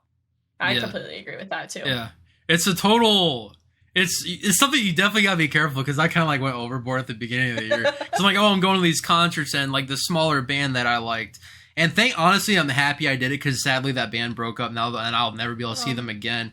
But I bought like $150 worth of merch and stuff, and it's like, sure, maybe if I was sober, I wouldn't have done that, but you know, it's like, at the end of the day, it's something I don't regret, and that's kind of like my whole philosophy with life. I would rather take the chance of doing something rather than wake up 2 years later and be like, damn, I wish I did that. Or that's why I did the whole crypto thing, because I've been told by people, you know, they wanted to invest in Apple in like 2008, but they didn't do it, and look at Apple now. They could have had stupid amount. That's why I did the crypto thing. That's why I invest in this. I honestly, right now, I'm spending like $40 a month on this podcast. I have it uploaded to Spotify, all this stuff. Spotify, Apple Music, Apple Podcasting, Google Podcast, all these different like smaller things. But it's like, I love doing this. This gives me an outlet to talk to people, kind of be like, have a spotlight on them. Like you right now, it's like, I think the esports thing is really neat. Or if I get Keenan back on here to reshoot the episode, I feel so bad. He already works 14 hours a day. He's like, you want me to come over again? It's like, oh my God. But no, I think it's awesome to put a spotlight on people who are doing really cool things that otherwise wouldn't really be noticed. Because it's like, sure, I could go talk to people like Metallica if they even responded to me. I doubt they would.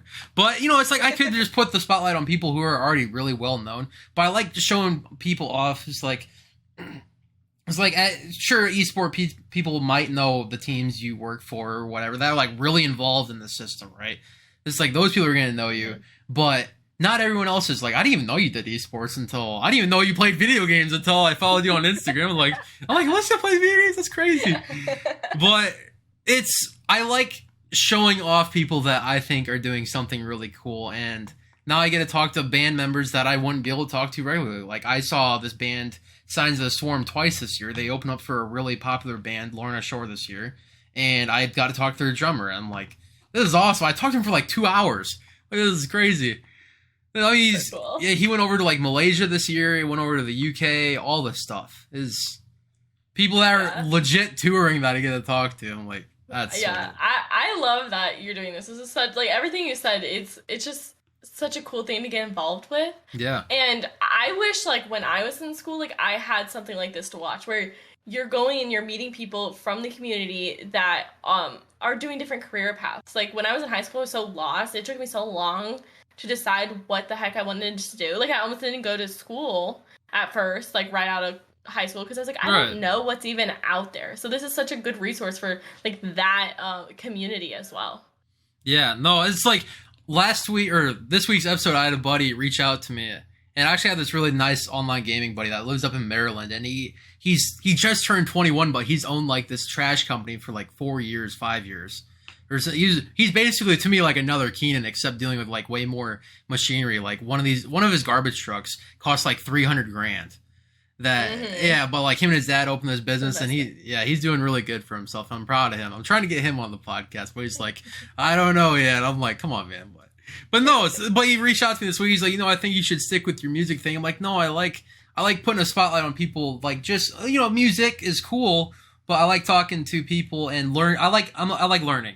So like now I get to learn about the whole esports scene. It's like, sure, I play video games too, but not to the extent like the stuff you manage, or I don't know what goes into, running a Twitch or running a stream or doing VODs or anything. I have no idea, right? So I never tried it. I mean, you can only do so much in 24 hours. 8 of it you gotta sleep, 8 of it you gotta do school stuff or whatever. Then you're left with 16, and then how much of that is given into replying to people or whatever. Yeah. There's only so much. So it's like, that's why I like this podcast, because I get to learn about all kinds of crazy stuff. But oh man. But have you thought about doing anything else with content creation other than just, I don't know if is it a personal Twitch or a team Twitch that you run? I personally have my own Twitch, and I probably started getting into it, I want to say about probably March this year. It's kind of fallen off so I got accepted into my job like June. So I spent the whole summer like ending my summer job, like saying, okay, I gotta put in my 2 weeks. I gotta move to Virginia. I have to cancel my lease. Like all of the stuff that goes into moving and transferring bills and all that stuff. I was very busy like with the moving process. So I did a lot of like streams and stuff. The more beginning of the year. Since I've moved, I haven't streamed a whole lot, but it was more, I have all these players that are streaming. We have some basic broadcast. And I just want to learn more about it. Like, it's something that interests me. I like the social element of like literally anything, right? It's more fun when you do it with friends. So like streaming was like the next step. And so I've just been getting into that more. My Twitch is twitch.tv/a_Liss. And why is it that? It's because every version of anything related to Alyssa is already taken. I stream Overwatch. I stream a lot of Animal Crossing because it's just a fun like cozy. So how do you stream that? It's just like, I have a Switch too. I'm just like, how do you even like? I don't even know the setup. So you need your Switch and its dock, and then you need a capture card. So you have to buy a capture card, and it connects to your PC, and it connects to your Switch. And so there's like a whole diagram if you buy one. It tells you how to set it up. But so basically it can get captured on your computer so that you can stream it off your computer. You have to have software in your computer from the capture card so that you can actually stream it. So it did take a little bit of setup for me to be able to stream that one.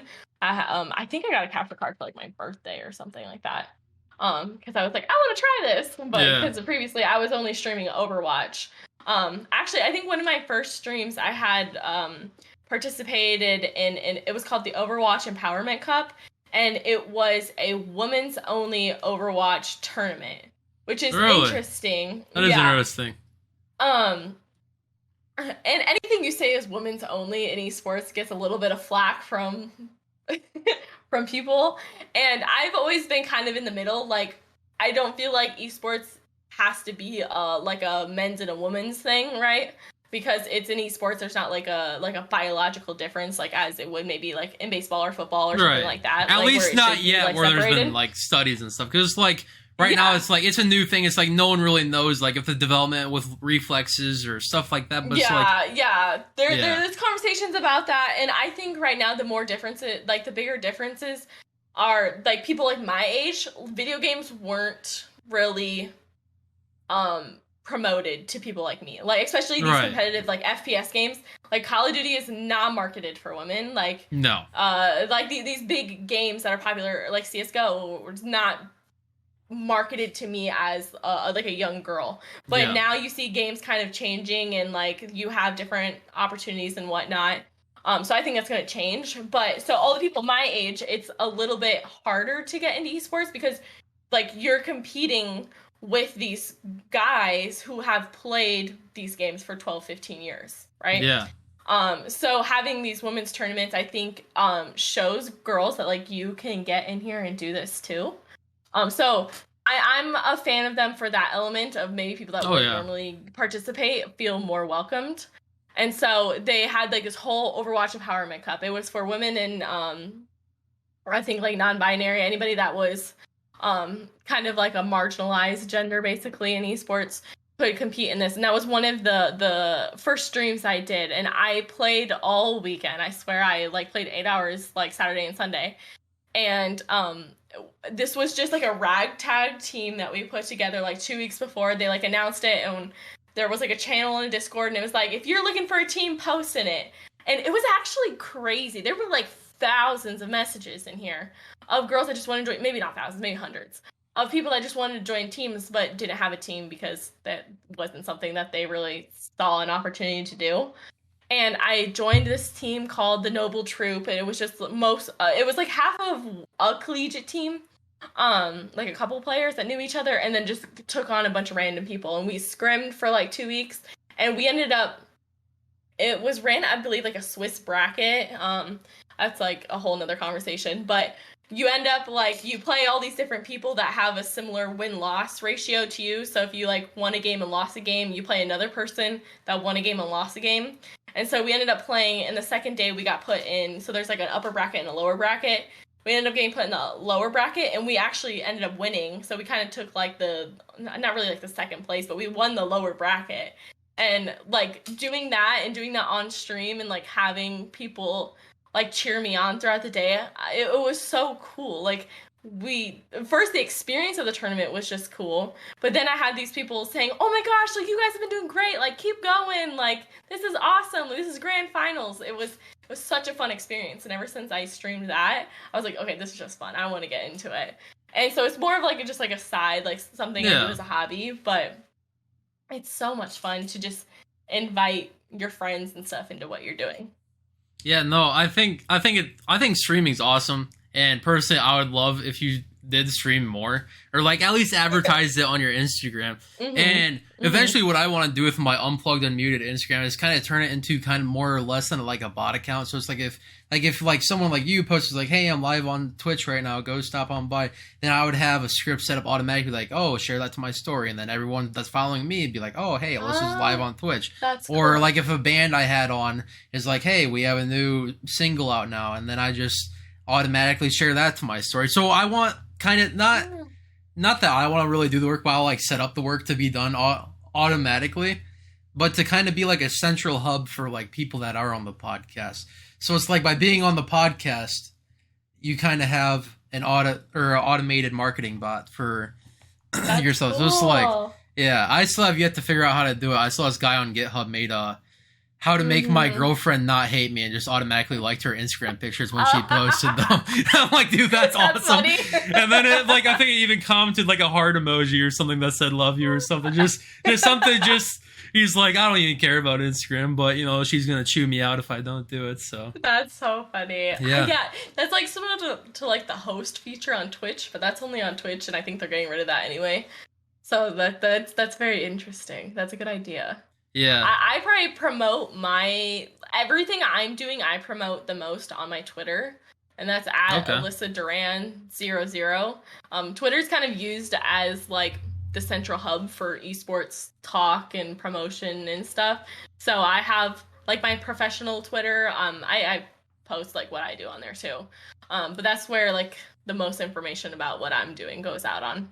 Yeah. But it's interesting to see the different markets of entertainment have different preferred platforms. Like you just said, collegiate esports likes Twitter. Then a lot of the bands I have on, they're like, oh, I just like having it on Instagram, because then you can do your stories, then you can share stories, all this stuff. Then some of the I try and be on everything, because I'm like, what's gonna grip the hardest for me? I'd rather dip my toes in everything now, except Reddit. I'm so bad with Reddit. I don't even know what I'm like. I don't know what communities are even good to be in Reddit for podcasting. I'm like, I just don't have the time to look that up. But I got the Twitter, I got the Facebook, I got the Instagram, I got the TikTok, I got the YouTube. If I need to count more than one hand, I mean, that's just too much going on. So it's like, but no. Did you make your Linktree yet? No, I didn't. Oh if I make goodness. one, it'll be on Twitter. I've been busy working this week. No, yeah, but, I get it. Yeah, if I make one, it'll go out on Twitter. Twitter is like where everything stems from for me. But yeah, no, I was gonna see if I could get that in the description before. Well, I think this will be out in like a month from now. I might make one by then. Yeah, if you do, you gotta send it to me. Otherwise, when it gets to I try and release on Wednesdays. So when it comes to the time for it to be released, I'll probably be like, "Hey, you got one yet?" I'll be like, "Dang it!" Either way, yeah. Either way, I'll probably link your Twitch and Twitter if you don't have the link. Sounds good. Yeah. Sounds good. Yeah. So awesome. Yeah, no, it's very interesting. Like I was saying, it's interesting to see the different platforms that get preferred. Because like Twitter, to me, Twitter's just like, I hate Twitter. It's like there's just so much going on. There's so many people tweeting, and I don't even know how to navigate to find what I want to see. Yeah. But it's like Instagram. I don't know. Yeah, I found like with Twitter, like it's hard to like use a different platform when like everybody professionally uses like one. That's why like I use Twitter, and I made my Twitter for esports. Like I don't really like the idea of like having like your personal one and like merging it into like your professional life, especially when you work like in like an educational sphere. Like that's you can get in trouble doing that. I didn't honestly use a lot of social media before college. As a kid, I was not allowed to have social media. So, really? Like, my mom made me a Facebook account when I was in 5th grade. My parents were like, it was kind of like my dad. My mom, I don't think really cared, but more my dad was like, maybe, like, I see the internet more than you. Maybe it's okay if they don't have that yet. Yeah, no, I get it from his standpoint. Standpoint. Yeah, and I'm actually glad it was like that because I kind of, I don't know. I feel like even me like using TikTok right now, I feel like TikTok has like ruined my attention span. So I can only imagine being like a developing little brain and a kid and like having that instant gratification of like social media, but that's a whole nother conversation. Isn't that crazy? Social media is just like social engineering at its finest. It is. Because like the big hot topic of when I was taking a cybersecurity class at West, which is crazy. My senior year, their first year offering a cybersecurity class, I'm like, oh, that's cool. I gotta try that out. And we're talking about social engineering. We're talking about social media bots. We're talking about how Twitter gets stuff advertising and paying for these bots and stuff. Like, you want to get a movie trending, just buy the 10,000, 20,000 bots to share this trailer or whatever, tweet something similar to each other. And social media to me is a weapon, because it's like, you could look at all kinds of different stuff, and not to get political, but it's like, the whole argument is like, oh, well, what were the bots doing on social media for the last election and the previous one? It's like, it's just a lot of spreading misinformation or true information. It's like, what's true, what's not true. And then for the real people, you have them posting the highlights of their life, so everything you see on social media from them is just like an S-tier memory that they have, and then you're comparing your life to them. Be like, well, why can't I be in Hawaii and Maui or something and just living the life and going surfing and all this stuff? I'm stuck in Iowa and it's raining. It's like, I wonder why people have depression. I wonder why all this stuff's going on.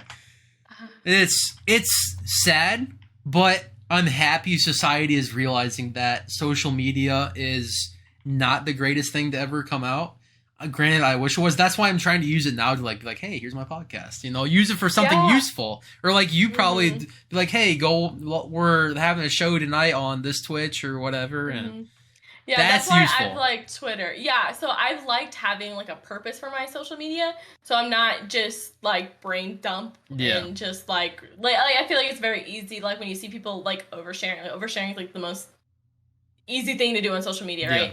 So like having a purpose for my social media, like I'm on there, I'm gonna network, I'm gonna talk to people in the space. This is where I get my news about what's going on in this space. I can promote things that my team is doing or that I'm doing, and almost use it as like almost like a LinkedIn. So I have a LinkedIn as well, but like almost use my Twitter as a sort of LinkedIn, so I can post like these cool things I'm doing, like achievements. And so it's like a combination, like professional Twitter, where I can partially like have those like after hour moments where I'm just like, oh, good job guys, like I hope you're doing great, and like be a little bit more informal as well. No, I think being able to have an informal side to your business side or whatever you want to call it, to me that's very important. Like going into tech, it's like nice to see, be like, oh, just jeans, collared shirt rather than like a whole suit. It's like we're not on the board of whatever Google or Apple, whatever,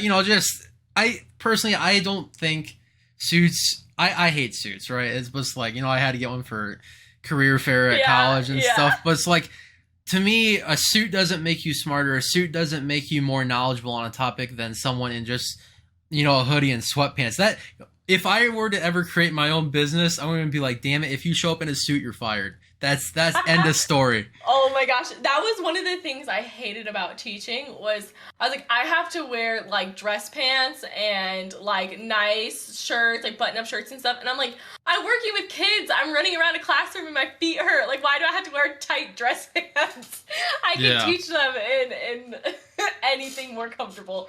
Probably better because I'm not going to be in a bad mood. Exactly. It's like, see, that's my thing. It's like, you know, if you're doing stuff like that, it's like, I don't know why half the stuff needs to be formal. It's like, unless you're like on like a public television broadcast or something like that, it's like, then maybe you want to dress up, or like you're meeting a client or something. But it's like, you know, if you're just doing all in-house meetings and stuff, and it's like, personally, I don't, it's like, you want to make yourself look presentable. Like, you know, it's like maybe take a shower before your thing or whatever, but it's not like you have to like go get a fresh haircut for the day, go do what it's, I don't know. That's my whole gripe with like the business world. It's like, I just wish it was more informal, because it's not like you can't accomplish stuff while not being in a suit. To me, it's like the more comfortable you are, the more you are to want to, I don't know. Maybe that's just my whole mindset, but I also like the saying, look good, feel good, do good.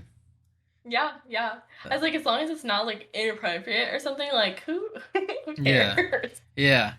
Yeah, but it's like I've also toyed around, because now that I have the suit, I bought it over summer or whatever for this career fair. But I'm like, what if I just wore that to like my finals? I'm just like, why not? Why not go in there and be like, I'm ready? There was a guy in my high school who would always wear like a full suit to school. Like every single day would wear a full suit. Really? And I remember one of my teachers was like, he used it as like a look at, he's presenting himself. He knows that an opportunity can arise at any moment, and he's ready because he's like on his best. And I was like, you know, if that is what empowers you, go for it. Like, if that's what makes you feel great, nice. I was like, not for me personally, but kudos to you. Yeah, and it just all depends on what you want to do in your life. It's just like, if you had someone coming in that was huge in business, or like Peter Thiel, for instance, you know, he comes in, it's like, then you see a kid in high school wearing a full-on suit to school, you're like, Jesus, man, what are you doing? This guy stands out for some reason. Yeah, it's like, part of it is just to stand out and to make yourself different from other people. I think with all the different opportunities in life now, it's like, I think that's not that you want to stand out, but you want to do something that makes you feel good. And if you do stand out, that's just another thing that you can be like, hey, you know, more attention my way. You know, I'm not just another, I'm just not another Twitch streamer with no webcam and no mic. You know, it's, you're somebody. You're building an online personality for yourself or whatever. But it's like, so with your Twitch streaming, do you like build a personality, or you just try and keep it real? Honestly, I just keep it real. I just talk about what I'm interested in. Of course, like, I kind of filter, so I'm not like kind of revealing like where I am, who I am, that kind of stuff. Right. But I just talk on myself. I try, like, you're a little bit more animated when you're like streaming, because like it's like the more animated version of yourself. Like, if you're excited and you're hanging out with your friends. But just myself, because if I try to like fake it, eventually I'm gonna get sick of it, so why do it? Yeah, exactly. It's like, some people do the whole persona, whatever. Props to them. I couldn't but it's like, some people just really want to be an actor and everything, and you know, that's it's another outlet for them to go be an actor, go make YouTube skits or stuff like that, or just be a Twitch streamer. And I don't know, it's like so interesting. Like, if you go back 50 years from like, what's 50 years? 70s. Quick math. I'm very smart. I'm a very smart STEM major, as you can tell. But no, 50 years ago, it's like, what? Was even the first computer out? I should know that. Maybe a very old version. Very old computers. It's like streaming. It's like, what's streaming? It's maybe that's like an airplane term or something, like with the wind stream or the tail stream or something. But it's so interesting to look at how we evolved from the 70s to now. And it's like, well, what's 2050 gonna look like? Are we gonna have freaking hologram like glasses that are showing us our favorite Twitch streamers, like 5-second clips? We can't even handle 10-second clips anymore. Our time spans like just beyond that. Out the window. Oh my god! But at the same time, it's I don't know. It's very interesting to see the time span shrinking and shrinking. It's a bad thing, but it could also be a good thing. It could, if you want to develop a multitasking society, I'd say we're on the right track. Interesting. I've never thought about it like that, but that's interesting. Just like very quick people. I have not seen a job posting that says you have to be able to work in a super fast environment. Well, if someone's mind is always going swipe, swipe, swipe, swipe, you know, maybe that's where we're going. But that's super interesting. Yeah. Well, this is me just in philosophy mode now. It's like Mr. Swords got me all geared up for all that stuff. But no, speaking of him, he had I don't know if he went to North at all. Did he go to North? No, I only had him in middle school for those tag classes, and I loved him. Or in that philosophy class with one of our English classes. Yeah, he was awesome. But I had him at West, and he had this capstone project. I think he had to have like a 3.5 GPA to even get into this class. But basically, at the beginning of the semester, he's like, "So what do you want your project to be this semester?" And you could choose freaking anything. You could. He had in his classroom, he had Diablo 1 or 2 on his computer. And he's like, you can just play around with the different endings and basically like try and break down how they built the game and everything, and do like a whole like 10-page report on it. Just you could analyze a game and just do a report on it. Cool. But you know, me being into music, I'm like, can I build a guitar? And he's like, yeah, go for it. So I'm like, no way. Cool. So I bought this little guitar kit thing off, I don't even Amazon or something. But you know, I had to sand it down, stain it, seal it. And then it came down to electronics, and I just kind of looked at it like, the last thing I am is an electrician, you know? So I gave it to the local guitar center, and I'm like, hey, can you put the pickups and everything in here? And he did. But no, I stained it with like a nice ebony stain. I put stickers on the fretboard to make it look like it was like dripping down blood down the fretboard, whatever. I'm like, I want it to be something like freaking metal as heck and just be super freaking rad. And I remember taking it to school, and the vice principal of West was like, holy cow, where do you get that guitar? And and I'm like, I built it. He's like, you built it? And I'm like, yeah, I did. You know, he was like, well, gosh, what are you doing? You know, it's like, but that was the cool thing. Cool. Yeah, it's like, having that class is like, who else is going to be building a guitar in high school? And teachers make the difference. If you can get kids excited, they make the difference. Yeah. That's so cool. But the beauty of having that class time is like, he didn't even have like a schedule. He's like, can you work on your stuff? I'm like, I can't really bring my guitar stuff to like, you know, to classes. Like, where am I going to work on here? I can't just use a sander in here or something. So I literally at first hour and a half of the day, I'm just like playing games on my phone or whatever. I'm chilling. Yeah. Yeah. I had Go ahead. No, I had like this old like little Android phone where I had a Game Boy emulator on there, just playing like old school Pokemon just for an hour and a half at the beginning of the school day. But yeah. That's fun. I think, okay, so was that like a tag class then at West? Okay, so maybe the tag classes are similar because I took one my freshman year, and it was kind of the similar thing. My teacher was like, you're going to have a project, you pick what you want to do, you just have to present it to the class at the like end of the quarter. And we're like, huh? And he's like, you could do anything. So I wanted to work in a group. And so me and a couple girls were just like a bunch of book nerds, and we literally made like a whole website about the Hunger Games because it was like a book we had all read. It was just like, we were just big book nerds. We were always in the library and stuff. And we just like went in depth. I don't remember what exactly we did with the website. I don't know if we like wrote blogs from like the character's point of view or like That'd what be we cool. did. But like, we were like nerding out, and it's so lame now, but I loved that class. No, but it's like you said, you gotta have the teachers there that help keep the students engaged and providing that opportunity for, you know, your upper set students in your school. And it's like, they might be getting bored sitting reading Huck Finn for the 20th time in their life, or Great Gatsby, or Mice and Men, or whatever that book was, or How to Kill a Mockingbird. You know, it's like, those are like your classic literature stuff. It's like you're sitting in class just taking a nap, and then you get called on. You're like, huh? You know. Right? I hated reading Great Expectations, and I think we read like the play version of the Odyssey. Oh my god, Great Those Expectations. Who was the main character? I swear I've read that book. Pip? Yep. Does that sound right? Yep. Pip? Yep. Oh yep. my god, that book, isn't that the one that had a bunch of like old, I don't know if it's old English, I don't even know what it was, but like you couldn't understand every like third word, so you have to like read it and then like decipher. I hate books like that. It. Yeah, I'm like, dude, old English books to me are just snooze fest, man. I just can't do it. I didn't mind The Great Gatsby. That was a good one. Yeah, we read the Scarlet Letter as well. Yep. Some people didn't like that. Some people liked it. I thought it was fine. Oh my gosh, I remember we read a book. This is a totally different tangent. We read a book in one of my college literature classes. Oh my gosh, I'm blanking on what it was called. It was something about worlds, but it was a story, and every chapter was told from a different perspective of just like somebody in the city. But it wouldn't tell you like it was in a city. You had to like pick up clues, and it was like a completely different story every single chapter.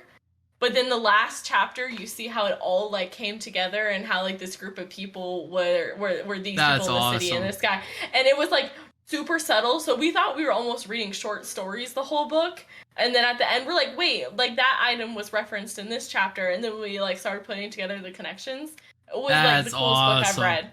I can't remember what it's called. Oh man, I don't remember. I'll have to think about it. Have you seen Black Mirror on Netflix? Yes, I haven't watched every single episode, but I've watched quite a few. I wish they did something with that, like, you know, maybe if they ever came out with another season, just tie it all together somehow, just some wicked mastermind way. Like, yeah. I love Black Mirror. It's like, but as like a tech major, it kind of like scares me. It's like, well, where are we going? It's like, holy cow! Like, I don't know if you've seen the Nosedive. I think it was the first episode, season 3. It was basically Reddit karma in real life. Okay, wait, maybe. So was that like where I remember they were like it looked like they were like in a base or something, but if you had bad credit, you couldn't have access to things? Maybe? I think you're thinking of the 100 million merits where they're riding the bike and everything. Yeah, I am thinking of that one. Yeah, that one. But the one I'm talking about is like every interaction you have with a person, you can rate them 1 to 5, or if they post something, you can rate that 1 to 5. And is that with the girl and they like swipe it up? Yep, yes. Yep. No, I love that one. That because it's scary. Like that's almost how real life is. All it is just you're not having a rating system, but if you're a well-known person, you can do certain things that other people can't. It is. That one's the one I think like gets referenced the most in real life. It's like, okay, if you do this bad, then you're canceled. Okay, and they're like, well, Black Mirror. Yeah, but they have so many crazy things in Black Mirror that is just like that's almost real life. It's just like it's a slightly exaggerated real life. And they're just like, you got to be careful. I loved it, but then Netflix bought it out, and season 5 was I think all in-house Netflix, and to me, I'm like, you killed it. You killed it. You killed it. Yeah, it's I don't know. I just really like the rawness of season 1. I don't know it.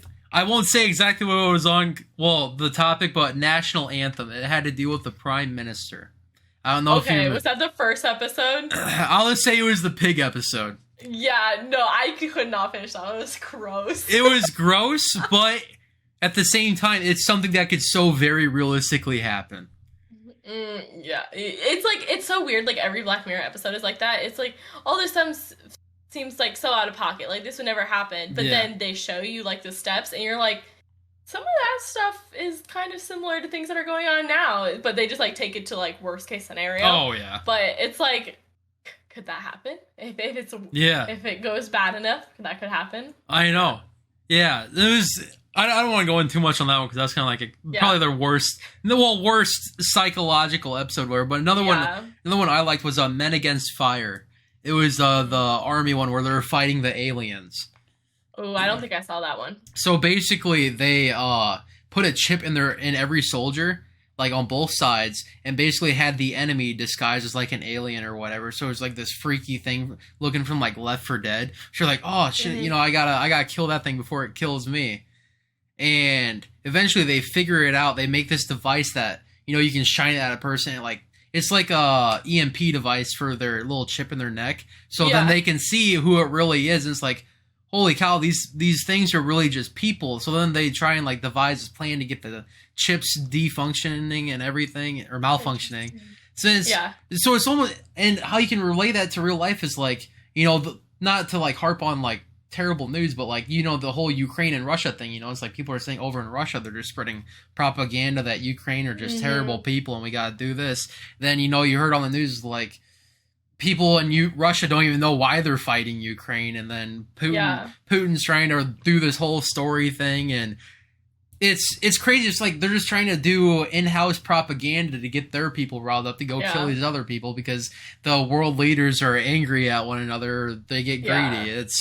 It's interesting how those themes relate. Like that episode's about like the divisiveness and how we can all get turned against each other, and then you have you look at like even the U.S.'s political climate. You have this side versus this side, and media and social media, everything gets so inflamed, and it's like, how are you supposed to work together to solve anything when you think that other person, because of their views, is the worst person ever? And it's like, that's what I hate. That's what I hate about modern day politics. It's like you can't talk about anything or share ideas because God forbid you have a different opinion. It's because everyone grows up differently. Everyone has different interests and stuff, and they see what the world. Not everyone's glasses are tinted the same shade of whatever you want to call your life shaded as. But I just wish people were more receptive to different ideas rather than being so focused on this one. It's like you're gonna have the extremists and just terrible people of either side, Republican, Democrat, or whatever. And it's just sad to see that's what gets shown on the news channel. So it's like, because it's like, you know, there's a lot of people I'm finding are very middle of the road people, and they like ideas from different sides, but it's like I don't want to associate myself with those people because they're just extremists, right? And that's just kind of the thing with everything. You know, you see people over in the Middle East like, oh, those guys are just suicide bombers and terrorists, whatever. It's like those are the extremists. Stereotypes. It's the extremists that they want to paint the whole, and that's with everything. You know, you have the racist white people or the you can focus on all these bad things, and that's what gets the attention, like in media and social media. But like what I've like kind of learned more, because like we were in high school in 2016 during that election. Everybody was so against each other. Everybody was so inflamed about all of these things. And it's like, as I've grown up, I've seen like the more you meet people, you talk face to face, you take away this like, I'm hidden behind my phone, right? Yeah. You take away that level, and people are so much more understanding and willing to talk to you and work through things. And I think it all just gets so blown out of proportion online. Yeah, that's what I hate. It's like, that's the worst thing of social media, that people just think that they don't suffer consequences online. And, you know, it's like, sure, I've had my moments too in high school where it's like, and maybe I shouldn't have had social media. Maybe your parents were on the right track with not giving you social media in high school. It's like, but I'm trying to reprimand things now. So it's like, you know, delete the old social media, pray to God there's not a footprint or anything. But it's like, not to say I was like a neo-Nazi or anything, but it's like, you know, as a high schooler, you're very charged with your hormones. You think certain ways and do certain things, whatever. So, you know, as you develop, it's like maybe there should be an 18 plus rating on social media where you can only create an account if you're like, hey, here's my valid driver's license or valid identity, you know? So it's like, you really are 18. Because I know even with TikTok, you know, it's like, I'm a very data privacy centered person. So like when the whole Facebook and Cambridge Analytica thing happened in 2018, during I was taking the cybersecurity class at West, I'm like, cybersecurity is the answer for me. I want to help people get their data secured. Because when it happened on Facebook, you could go be like, oh, well, I can download my data package of everything they got me. And it was like a gigabyte of data. I'm like, I'm just one person. There's like 1 billion accounts on Facebook. I'm like, how much are your data centers, man? I'm like, they have, every time you click the Facebook app on your phone, it logs what time, the time zone, the location, the IP address, everything.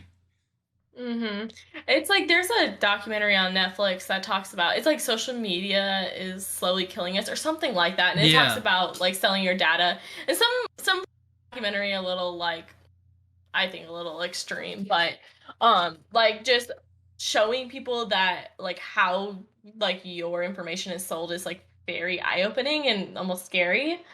And it's like we're so in it now. It's like how do you remove it now? It's like you almost need like some sort of like overall intervention from everybody. And like you hear the conversation starting more now, and a lot of websites are adding like the option to not have your data sold, but it's just so common now and everyone's so deep into it. It's hard to like reverse it. You want to know why the websites have to do that now? Is it a law? So in response to the Cambridge Analytica and Facebook thing, the EU made the general data, it's either public or privacy for the P regulation. So they have to say, here's what we collect on you. And you should be able to say, I would prefer if you did not sell my data. And you should be able to delete it at any time from their database when you deactivate your account. Which I believe valid. You know, it's like, granted, we're you know, if the saying goes, if it's free, you're the product, right? So it's very interesting to see that this big European Union filled with all these different countries, with all these people, probably a third of the population in the world, or not, no, I wouldn't go that far, never mind. Well, maybe. That's a lot of countries, but then you also have Africa, then you have your Asian countries, whatever. Yeah. You know, China and India are like half the world. But it's to accommodate for up to a certain percent. It's like, so are we just going to try and track the IPs of these locations and then offer this to them, or are we just going to make it site-wide? So, like, when the EU made that, Facebook's like, whatever, we'll just let you guys download your data and review it all and do whatever with it. But then California had the CCPA, I can't remember, I think it's the California Consumer Privacy Act or something. And then Illinois followed. As much as people like to trash on Illinois for being just a terrible state, whatever, they actually are very good with your privacy. Yeah, they are very privacy regulated. I feel like that should be so much more normalized. It should. And Colorado, I think, is the third state to start looking at data privacy. Colorado is just like doing all kinds of stuff different than other states. It was like they were the first state to legalize weed. Now they're following California and Illinois. So it's very interesting to see how progressive states are becoming, and then people are like, oh, well, that's cool. It's like, sure, it's like, you know, it's like I don't care a lot about politics, but I like seeing stuff like that interests me. So it's like, like, hey, it's like, so it's, I hate to like identify as one side, because I'm not. I'm like very independent, but I hate when stuff gets labeled as, oh, that's a Democratic thought or something, or that's a Republican thought. And it's like, I don't associate myself with like those politicians, whatever. It's like, I mean, to me, it's like if you want that kind of power, it's like, why do you want that power over people? That's what I want to know. Riddle me that one. Well, bless those that do have good intentions. Like my favorite thing from the 2020 election, I really liked Andrew Yang because he was like, hey, we need to harp down on these data mining companies, because really, how much money do you think the industry is in data mining? How much is it worth? Probably a lot. Probably like millions or billion. It's over $1 trillion. Oh! Yeah, That's what I thought. Yeah, and this was during the 2020 election, and everything's becoming more IoT. You know, you have like your Google Home stuff, your Apple Home, your Google, all this stuff. So it's like, how much data is collected? And now, I know you're in Virginia now, so you might not know this, but they're building Microsoft and Facebook data centers around Des Moines. I did not know that.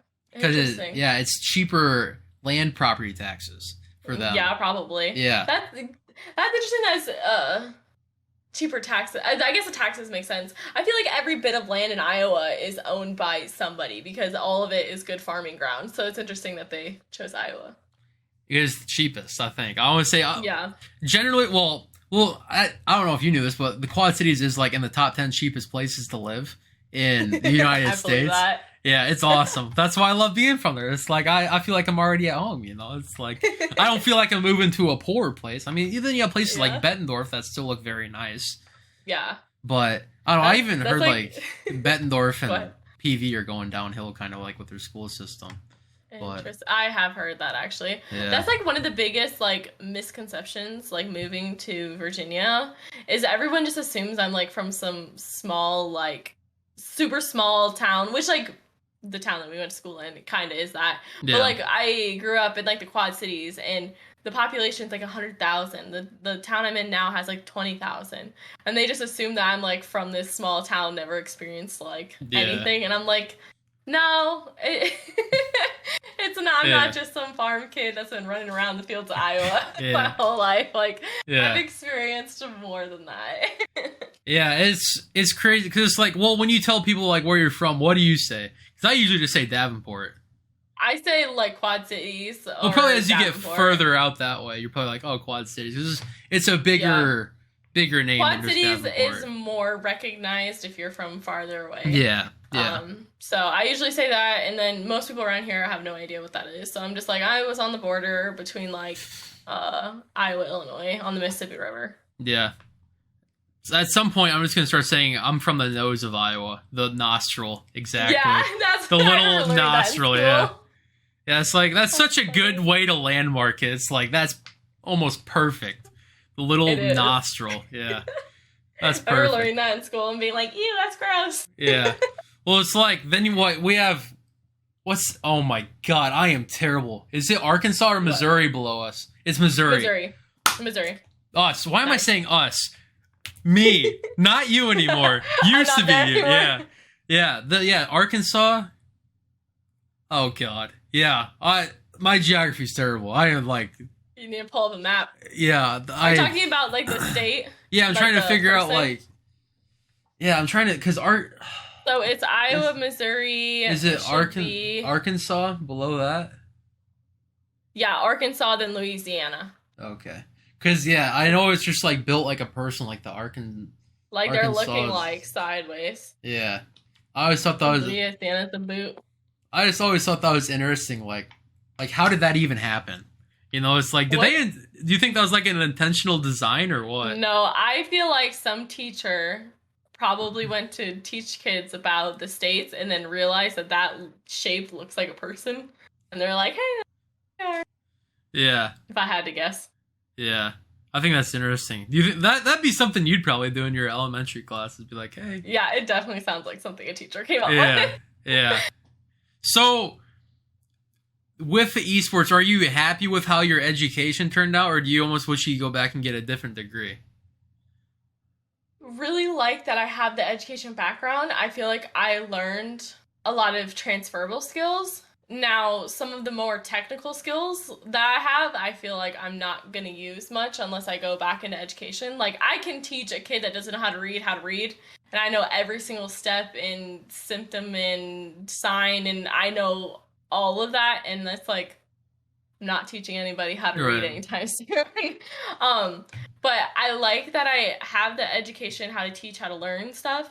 I think if I went back to school, I'd want there's like a couple different things I think I could benefit from. If I could study specifically esports, I think some of like the higher level, like event management, like that kind of stuff would be interesting. Just to see like what kids are learning in class. Like, I see my students right now, like going to our esports classes, and I'm like, that sounds sick. Like, I want to go to your classes. Although I probably know a lot of it because I've been in the scene for a while. I think some basic like business management courses would be interesting to get more in-depth knowledge of like business trends and like approaches. Even like marketing, I think would be interesting because you promote what you do so much on social media and like recruiting students and whatnot. So a couple different areas I think would be beneficial to have, but overall I'm happy with what I have. Well, that's good. But so yeah, like you were saying, it's like going into marketing or going into get like a business or a bachelor's in business or something. Because it's like you could totally take this on like an exponential level. Like, sure, you mean esports coach, but you could also be like an esports venue owner and go through all of that. There's so many things that you can do in esports, and in esports and collegiate and literally anything. It's a business, so you have your players, and that's usually all people see, or your players, your content creators, and they're like, oh, that's esports. But if you're in collegiate, who's the one scheduling the practices in the games? Who's the one teaching the classes? Who's the one running the broadcast? If you run events, who are your tournament officials that are making sure you guys start on time? Who organize that? Who's doing setup and breakdown? Who's doing the sound, the lights, the like there's so many different things you can go into, and I think people get very caught up on like, oh, you're not going to be a pro player, why would you do that? There's a whole sphere of jobs that help you have pro players. Yeah, just like with any event, really. It's like the amount of crew involved. Well, even with like the Motley Crue thing I was talking about, I was like, who's putting up that roller coaster at every concert? I mean, that's probably like to me, that'd be like at least a 20 people process. If you have to set it up every day, I mean, holy cow, that's a lot of moving parts to have a whole drum roller coaster and make sure all the bolts are tightened, make sure everything is like, that's a process to do all that. Exactly. But I think it's really neat to talk about those people because without them, you don't have a business. You don't have that entertainment scene. And exactly. That's why I went to the last concert I went to, the August 17th, whatever. The headlining vocals was like, hey, give it up for our merch people or whatever. The people helping us take down and set up and everything. And thank you to the venue owners for being cool enough to have us here. Because ironically, so the headliner recently put out an album this year, and it's, of course, all like death metal type stuff, whatever. But their album art was like old stained glass you'd see in a church. And ironically, this venue was an old church that got bought out to be a venue. That's cool. So it was cool to see, like, hey, these people just put out kind of like a stained glass looking album thing. And here we are playing in a church. Perfect venue. That's a perfect venue for them. Yeah, it was really neat. It was really neat. But have you been to any concerts this year? Have I been to any concerts this year? I don't think so. I haven't been to a concert in a while because of just like COVID and everything. I'm trying to think of the last concert I went to. Other than like something small like live music stuff, which I've gone to some stuff, but they're not like an organized band. I can't even think of what they're called. Like a big concert, I think might have been like 21 Pilots when they were in the Quad Cities, and that was like they came to the Quad Cities when? It was like 2017-ish. Wow. I feel like I've been to a concert since then, but I can't think of it. But they were really fun to see. I also saw We the Kings in Iowa City one time. I loved watching them. Yeah, I've been to Iowa City 3 times this year for concerts.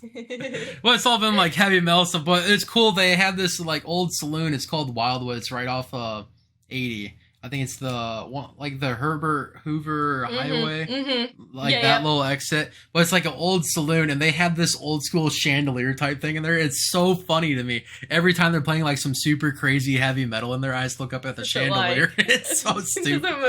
Yeah, it's so funny. I'm like, there's a chandelier. I feel like we should be playing like some country music or like some opera stuff, but here we are playing heavy metal. But no, 21 Pilots, guilty pleasure, really like them. Yeah, I really like them. I was obsessed with them in high school. I would listen to their album on the bus like every morning, and my very long bus ride, so I had the time. Oh yeah, you probably listened to that album a couple of times. Yeah, it's like Jiminy Christmas. Did you get any CDs or anything from them? I definitely have their CD. What is their album? The black one with like the circles. What is that one? Oh, I don't know. Pilots album. I'm looking it up right now. Yeah, they're Blurry Face. How could I forget that? I have that one. Like the actual CD. Oh yeah. But I liked their Vessel album. I've listened to most of their Trench album. I haven't listened much to their newest one actually. But it's kind of been on my to-do. Yeah. So when you're listening to an album, are you like casually listening to it, or are you like sitting down and trying to analyze the different layers of music? See, my thing is, I like to sit down and analyze and think about like the story and stuff, but I feel like that stops me from listening to a lot of music because I'm like, I don't have time to like dive into this, which is like probably why I haven't listened to their newest album, because I'm like, I need to like sit down and like focus on it if I really care about like the artist and the album. Otherwise, like music, I'll just turn it on while I'm doing stuff like, around the house or driving. Yeah. There's this really awesome band I saw in 2018. It was in Iowa City. They were opening up for like this heavy metal band I liked at the time, but it was just a 2-piece group, and it was a guitarist who also does vocals, and he has, I don't know if you know like a lot about music type stuff, but when you're performing, like a lot of guitarists will have like guitar pedals, and it has like different effects that you just like step on and stuff.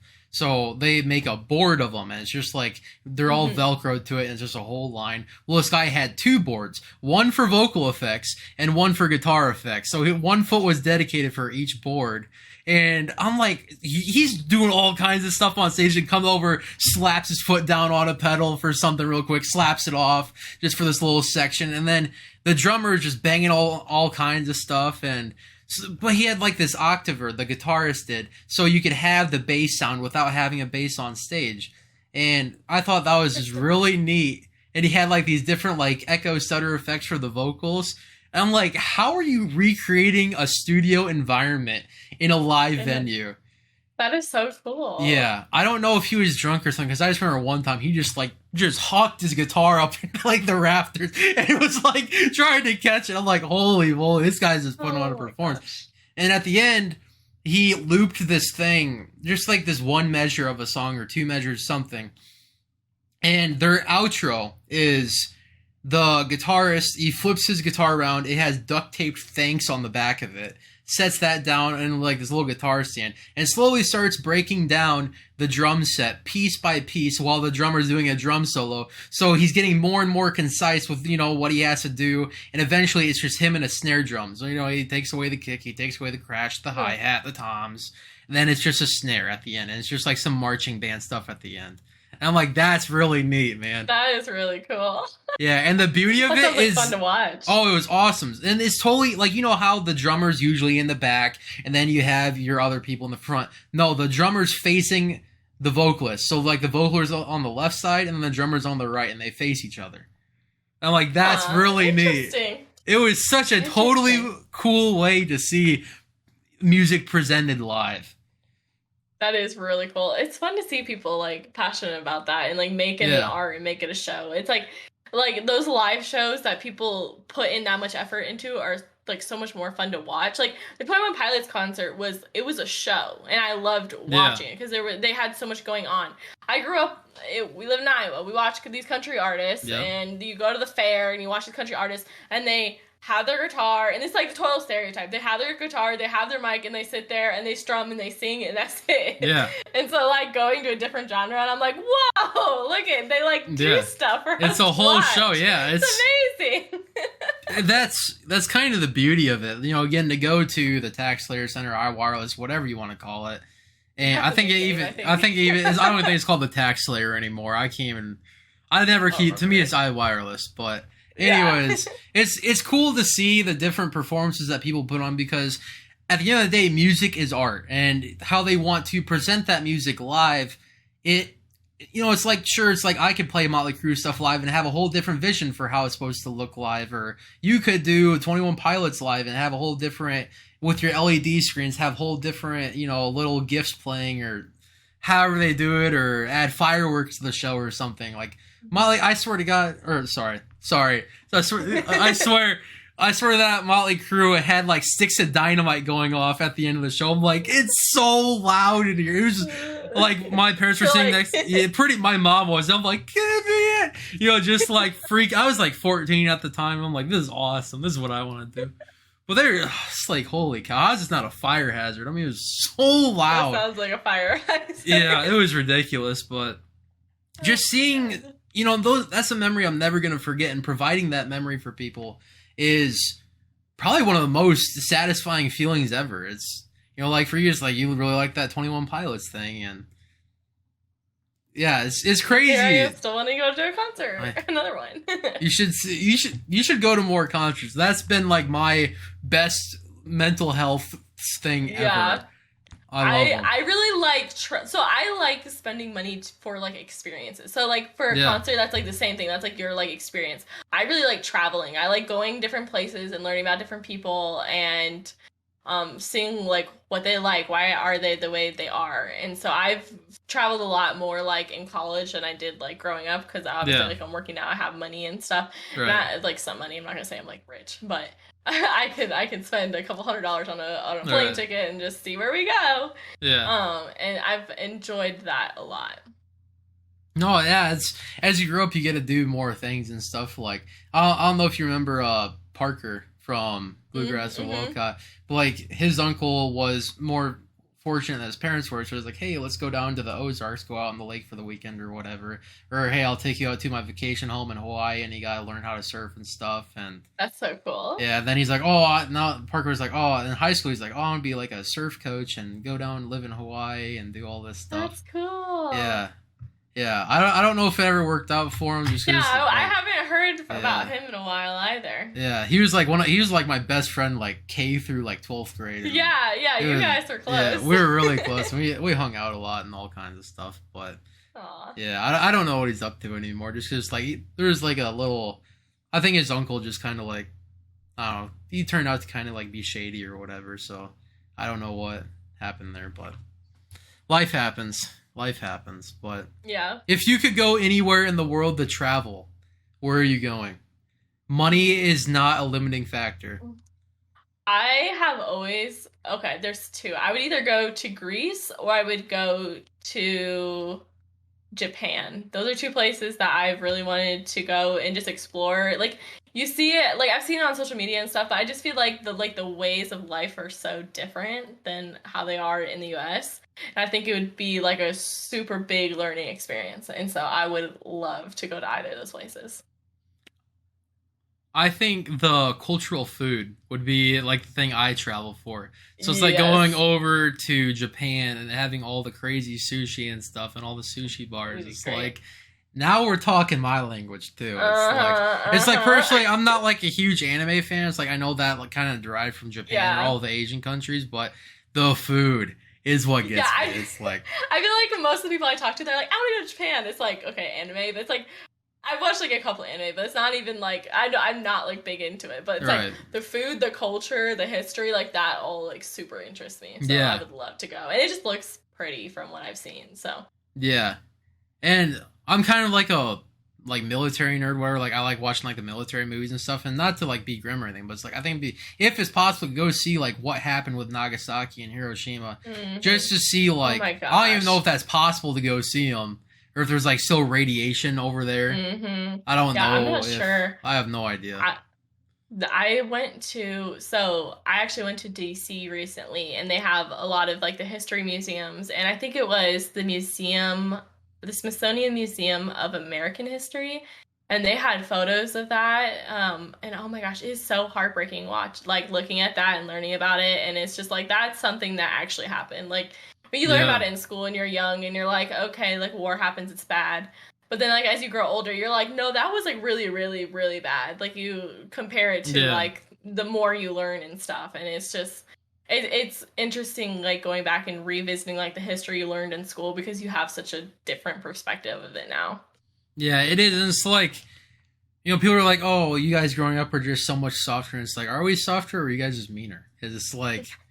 it's like personally I like getting along with people and you know just being able to find a way to be like how can we find some common ground rather than oh you're just a piece of crap or you know it's like we're all human, we all share something, we all share at least some similar common thought, and I like being able to just figure that out. It's like, you know, we can be friends. It's like I don't like being mad at people. It's like if I get mad at someone, it's like it's usually over in like 30 minutes. Unless there's like something like super bad, but from your eSports stuff, do you have like anything crazy that happened that you like just remember forever, or have you gotten to meet anyone in the eSports scene that you look up to? I haven't met like anybody like famous or anything like that. I'm trying to think of like if you get to meet XQC, I'd be like, no way. Oh my gosh, no people. I've met bigger people in like the collegiate esports scene who are doing really cool things and have been working in the space, and it's always nice to be recognized by those people because it's like okay, like what I'm doing, like I'm not doing the wrong thing, so that's always cool. But memorable moments for me, I have like two in my mind that I can think of. So the first moment that I like saw St. Ambrose's esports team and like the debate on whether I wanted to join the team or not, like that is like a core memory for me. Is like I have the opportunity to join a team and play video games and get a scholarship for it. Like that's like opening a whole door that I did not even know was an option. And I remember there was a very old Overwatch commercial when the Overwatch League was first announced. And like the whole premise of the commercial was, oh, you're a player and your name was Crusher99. You're a player and you want to come play, you can come join our contenders team. I think it was contenders team. I don't even know if that like was it.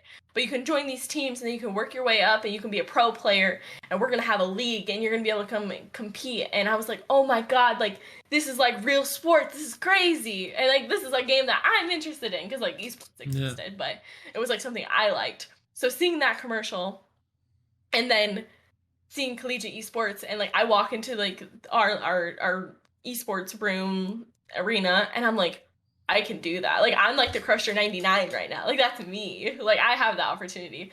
So, and I remember I was so nervous to do it because I was gonna have to like drop a lot of clubs that I was doing because it's a big time commitment. Oh yeah. And I remember like texting my dad and being like, should I do this? Like this sounds really cool, but like I'm not like the best person on the team. And he sent me, anybody that like knows Overwatch, there's an Overwatch cinematic that has Winston, which is one of the characters from the team, and he's calling back like his Overwatch crew. So like the lore is like they all like split up. And then he goes to like call back all of the crew back together. And there's like this picture where he's like, it says like, are you going to answer the call? And he's pointing at yes or no. And my dad sent me that picture. It was like, are you going to answer the call? And I was like, shut up, you're so cheesy. But like, yes, okay, fine. I'll try it. Yeah. And so it was like so perfectly cheesy. But like, that's a core memory for me for like getting into the space. And then another one, I got the opportunity to go to one of the Overwatch League games in person, so seeing like the professionalism side of it and like the structure of it and like how many people were there cheering these players on, that was awesome. That was in LA like a year later. And then there was another moment for me. So there's this org called NACAD, and I'm gonna butcher the name, but I believe it's the National Association of Esports College. It's like coaches and directors of esports, something like that.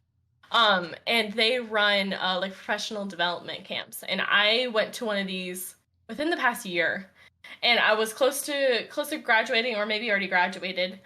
And we're going to these sessions, and it's like, what can you do to help your program? What can you do to promote your program on campus? And all these different sessions. And I remember thinking, like, a lot of them, I knew a lot of the information. Like, half of them, I'd say, like, I knew a big chunk of it, and the half, like, I learned a lot of cool stuff.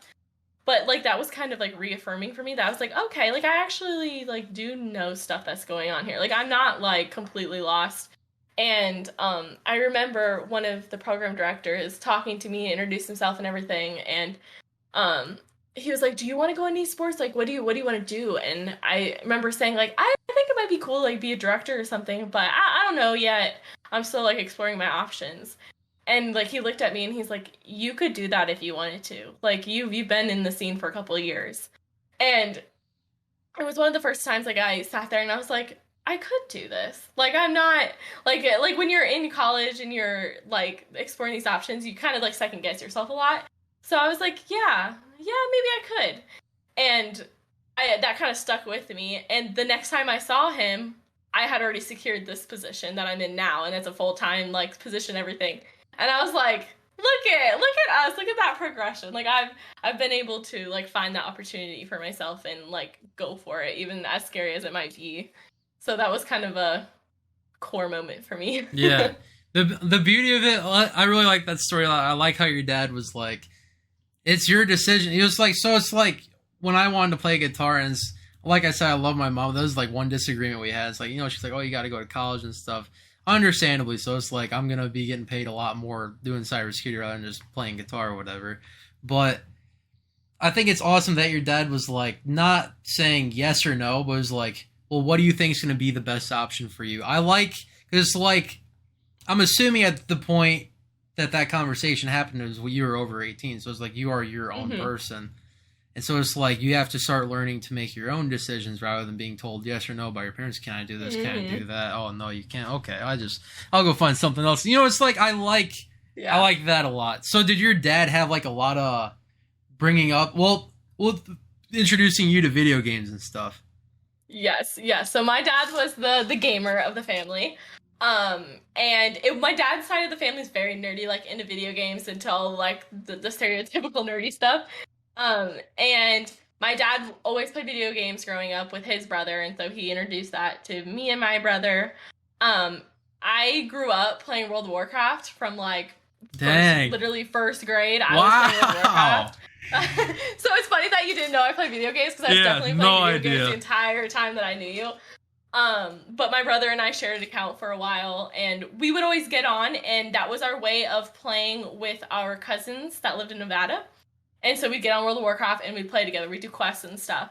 And that was kind of my first like introduction to video games. And of course we played, like, I had my Nintendo, like handheld Nintendo DS, and we had a Wii and like an Xbox at one point. So like we, like, among my family, like I had a lot of like different exposures to video games. But World of Warcraft, I've always been like a Blizzard fan. So I played World of Warcraft like my whole life, until I really joined the esports team. Then I focused a lot more on Overwatch, but I definitely had the opportunity to play. Oh, you're gaming in first grade. Like that's legit gaming. World of Warcraft. Like, so nerdy. It is, yeah. That's like Dungeons and Dragons in first grade. It's like, holy moly. Yeah. I wasn't allowed to like chat or anything growing up, which. Like, so my dad was definitely, like, monitored it a lot, and we played with family for the most part, but, yeah. No, that's neat, though. I mean, to be introduced, be like, hey, this is a fun hobby, and here you are, be like, no, I'm gonna make it a job. It's not just a hobby. Yeah. The thing is, like, I didn't even see it as a job, like, growing up, like, until I was in college. I wasn't even, like, a possibility. In my head, at least. Like, of course, it was always, like, something you can go into, but it was more, like, video game design or something. But, I think it was very beneficial for me to play video games growing up. Of course, you have to have those limitations. Like, you have to go outside, and you need to exercise and play and be involved in other things. You can't just sit there and play games, and my parents made that well known, and that was fine. But, like, I attribute like my academic success a lot to playing video games. Like, you play World of Warcraft, you have to read quests. Like, especially like in classic World of Warcraft, you didn't have like the things in game that would tell you exactly where to go, how to read a map, and just you walk to the point. Like, which that's very common in like the current version of the game. Like, you had to read the quest, understand what's going on, problem solve to try and get to it. So I was learning to read, to comprehend, to problem solve, to make decisions, communicate with my cousins online. Like, I got so many chances to practice like life skills and like academic skills through the game. I think it really helped me growing up. And so I hate when I see like parents that are like, oh, it's just a waste of time. And I'm like, if you do it right, there are a lot of opportunities to like, help your kid. Yeah, that's like with anything. It's like there's a right way to do stuff and then a wrong way to do. With learning, it's like people learn different ways. So it's like, that's why it's nice to have a teacher that can understand. Like, oh, well, if you don't understand how to divide fractions or multiply fractions this way, then maybe here's a different way to do it. Some people are visual learners, some people are text-based learners, and some people just like audio learning. Yeah, I'm a visual learner personally. I like being able to, like, if someone's trying to teach me how to do something, I like being able to do it with the exact time they're doing it. That's personally how I learn best. Yeah, same. I like being shown. Yeah. But okay, so do you like where you are at in esports, or where are you trying to like extend yourself into? Like, where would you just stop? That's awesome. I love when Blizzard just gave me like one of those, do you want to update something right now? Like, took over my whole screen. I'm like, stop it. I'm trying to record something. Oh, man. So if I could end up anywhere in esports, is that what you're asking? Yeah. Are you trying to like, I think it'd be neat if you had your own venue, but obviously that's like your whole decision, but. Yeah. I'm still like kind of exploring what I want to do. I really like the like collegiate scene. I like being in academia and working with students, and helping them develop. So, like, the job that I have now, like, I joke, but it's, like, exactly what I want to be doing, especially right now. I'm sure eventually, like, either being, like, a professor for esports or, maybe working as a director somewhere, I think would be really cool. I think running an organization would be interesting, although that's more, like, just the competitive side. I really like the developing the player side of that. So I've really been exploring like what positions there are in esports that do that. But as of right now, I actually love what I'm doing. Hey, that's good. That's good to have that job when you're in your 20s. No, it's like I know. It's like I feel like I got like the jackpot for what I yeah, wanted to you're do. like heck yeah, man. No, that's sweet because it's like, you know, a lot of people are like, oh, I'm just gonna get a job to have a job. You know, so it's like I can pay off the student loans or pay off whatever payments I need to pay or just pay bills in general. But having a dream job like right when you come out of college, I mean, that's one in a million, really, because like so many people job hop and try and find different opportunities. I've definitely had my fair share of that. I've worked so many part-time jobs like through college and high school, like so many random things, but I'm glad I found something that I enjoy going to, and my big thing is I don't want to dread waking up in the morning and having to go. Like if I'm doing that, I'm not liking what I'm doing. So I love the position I'm in right now. Yeah, and to me, half of a job is who are you dealing with, who do you get to communicate with, and my biggest thing I hate in life is going to a part-time job and really loving the people there, but knowing that's not the end of the road for what job you're going to have. You're like, dang, man. That's how I was with like the last couple of summers. Every time I go home for the summer, the guy I was talking about with that crazy property, he has this company called Deck Supply Services, and they do all in-house powder painting. So I'll help them set up the stuff on the line, take it off. And I get to learn the whole process, like like they have like a 5-stage wash with all these different chemicals, washing these aluminum rails. Then it goes into a burn off, or not a burn off. It goes into like an oven to dry all the water molecules before they paint it with powder with these automatic guns and everything. And then it goes into an oven to make sure it sticks on there. And then you load it into a casket, and then it gets sent over to packaging. And then sometimes I'm sent over to packaging. You go get it all kitted up and then sent out. So it's crazy though, because then you're just working. Blue collar environment is totally different than an office job, and I love it. It's like, sure, it's not the most ethical vocabulary, but man, it is so fun to just be able to joke around with coworkers and not really get in trouble. You know, it's like you're all just friends of the day. It's like you might as well just have fun. Yeah, I think coworkers can make or break a job. Yeah, they really can. It's like it sucks to have to move on from a job that's you like specifically because of the coworkers. That's like the hardest part in life. Yeah. But have there been any jobs that you've had like that where you're just like, I don't want to go, but I know I have to?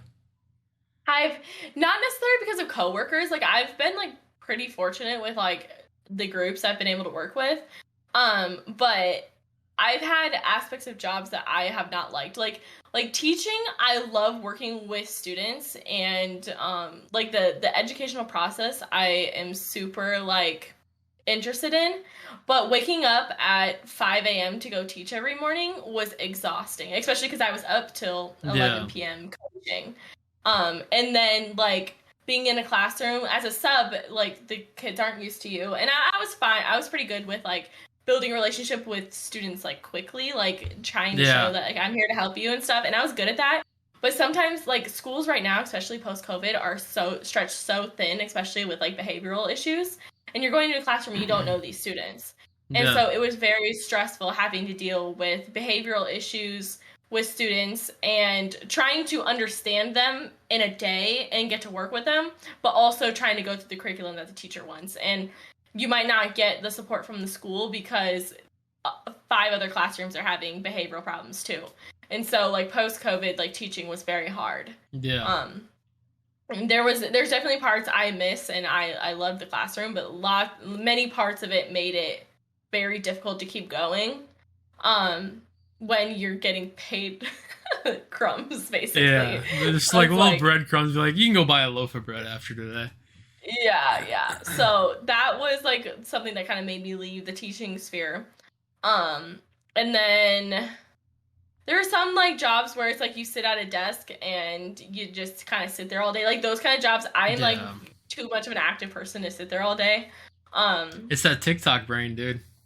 Yeah, dude, it's gotta be. Yeah. It's like I can't sit there and just be here and like leave. It's like there needs to be some purpose to what I'm doing. And I've had a couple jobs where I'm like, I get like what I'm doing, but I don't see my overall purpose like affecting anything. So I feel like kind of getting antsy. You can still see the overall purpose, but the self-gratification that comes with it, that's huge. That's huge. Because it's like, I was working for this crypto guy, like I said, over the summer, and, you know, he had like maybe 1,000 miners in his facility, but I was just like cleaning it and everything. I'm like, this sucks. Yeah. It's like, sure, I was getting paid, like, I actually left that job to go make $3.50 less an hour, just so I'd be happy. Because really, you can't buy happiness at the end of the day, and I was working by myself, but I went back to the powder paint place, and I'm like, I don't care if I'm getting paid less money, because it's like, I'm supposed to be a broke college student. Like, come on. It's like, I'm not in my 40s and broke. That's a whole different story. That's how you know you made a couple wrong turns where you shouldn't have. But happiness has no monetary value behind it. If you can at least find that in life, I'd say you succeeded.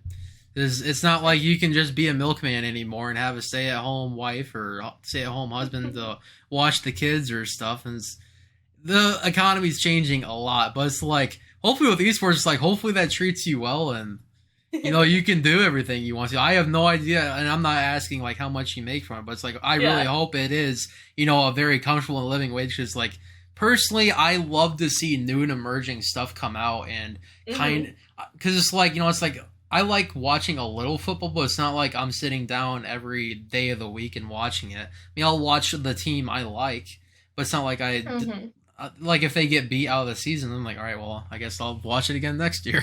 You know, it's not like, well, I got to watch their competitor go play it out and then go from there. It's like whatever, right? It's like, I don't know. I'd really like to see a new brand of entertainment really make it mainstream, because then just so I can kind of like tell the older people that said, oh, you can't get paid playing video games. It's like, even though I'm not doing it, it's like, even though I don't make money playing video games, I like seeing people that I grew up with, you know, be able to make an actual living doing it. Yeah. So, it's great. I'm living the dream. Yeah, you gotta be. Like I said, you gotta be. But so if there's any, oh god, we're going on 2 hours 45 minutes. I feel like I'm holding you like hostage here. So all right, we'll wrap this up. But one last message or anything you want to push out? What do you think is the most important message for you to put out? Ooh, that's a big ask. I would say, if I have learned anything being in esports, it's follow what you're passionate in, work hard, and be honest. Like, to yourself, to other people, communicate, be honest, and you're gonna do just fine. Like, lean on those people that are there to support you, learn from the people around you, and you're gonna end up doing something, whether it's a job or a hobby or whatever. You're going to end up being happy. And I think happiness doesn't have a price. And I think that's the direction I lead my life by. Like, does this make me happy? And I have ended up being in a place where I feel very satisfied working and living where I am. Yeah. It's like, I would assume you're very far away. Well, your Iowa family, you're very far away from. And then Nevada family or wherever else you got family, it's like, you're kind of like out in the boonies, man. It's like, it is what it is, but it's like you found something that makes you happy and to accommodate for being away from family. But like you said, find the people that you can lean on and kind of get that mental health support from, or emotional support, or whatever. Just hang out with people, because that physical human interaction, having positive people in your life, that's one of the best things you can have, at least in my experience. But one of the best quotes I've heard of all time, and I don't know if you listen to rap at all. Personally, I don't a whole bunch, but this one song stuck out to me a little bit. It was Illmind Hobson 7 or 8, and the very end was a Dr. Phil quote, and it's basically summarized to be, if you're not constantly evaluating your inner circle, you will never find out who's the bad apple and let in the golden apple to make and improve your life. Interesting. So it's like, sure, you can have your lifelong friend, but it's like, now what if they're just like doing heroin 5 times a day? And it's like, do you really want to associate yourself with that, or are you going to try and replace them with someone who has some positive impact your life? And sure, it's like, oh, well, you're just thinking like a person that just wants to be better than everyone else. It's like, I just want to make a good future for me and my family, because ultimately that's all you got at the end of the day, you and your family. Yeah, amen. I believe in all that. You gotta be. You have to. If you're not worried about you and those closest to you the most, then I don't know. That's just my personal belief. But we won't. That's like a whole rabbit hole. I'm not trying to keep you here for too much longer. But all good. But yeah, if you want to try to get that link tree built out, otherwise I can just give me a list of stuff you want in the description. And I appreciate the dang near 3 hours you've given up today. I feel terrible. It's like I looked at at the first hour. Yeah, no, it has been a lot of fun. I like getting to learn about new things, but no, I really do appreciate it. I wish you the best of luck. And you have you have to post on your Instagram since I'm Twitter illiterate for when you're live with your stuff, because it would be neat to see what you do on Twitch. Yeah, I definitely will, and I appreciate you inviting me on, and it was great catching up with you. Absolutely, a lot of fun. Yeah. All right. Well, I appreciate you and have a good rest of your day. All right, you too. This has been Unplugged and Muted, episode something double digits now. We're into that, but peace out.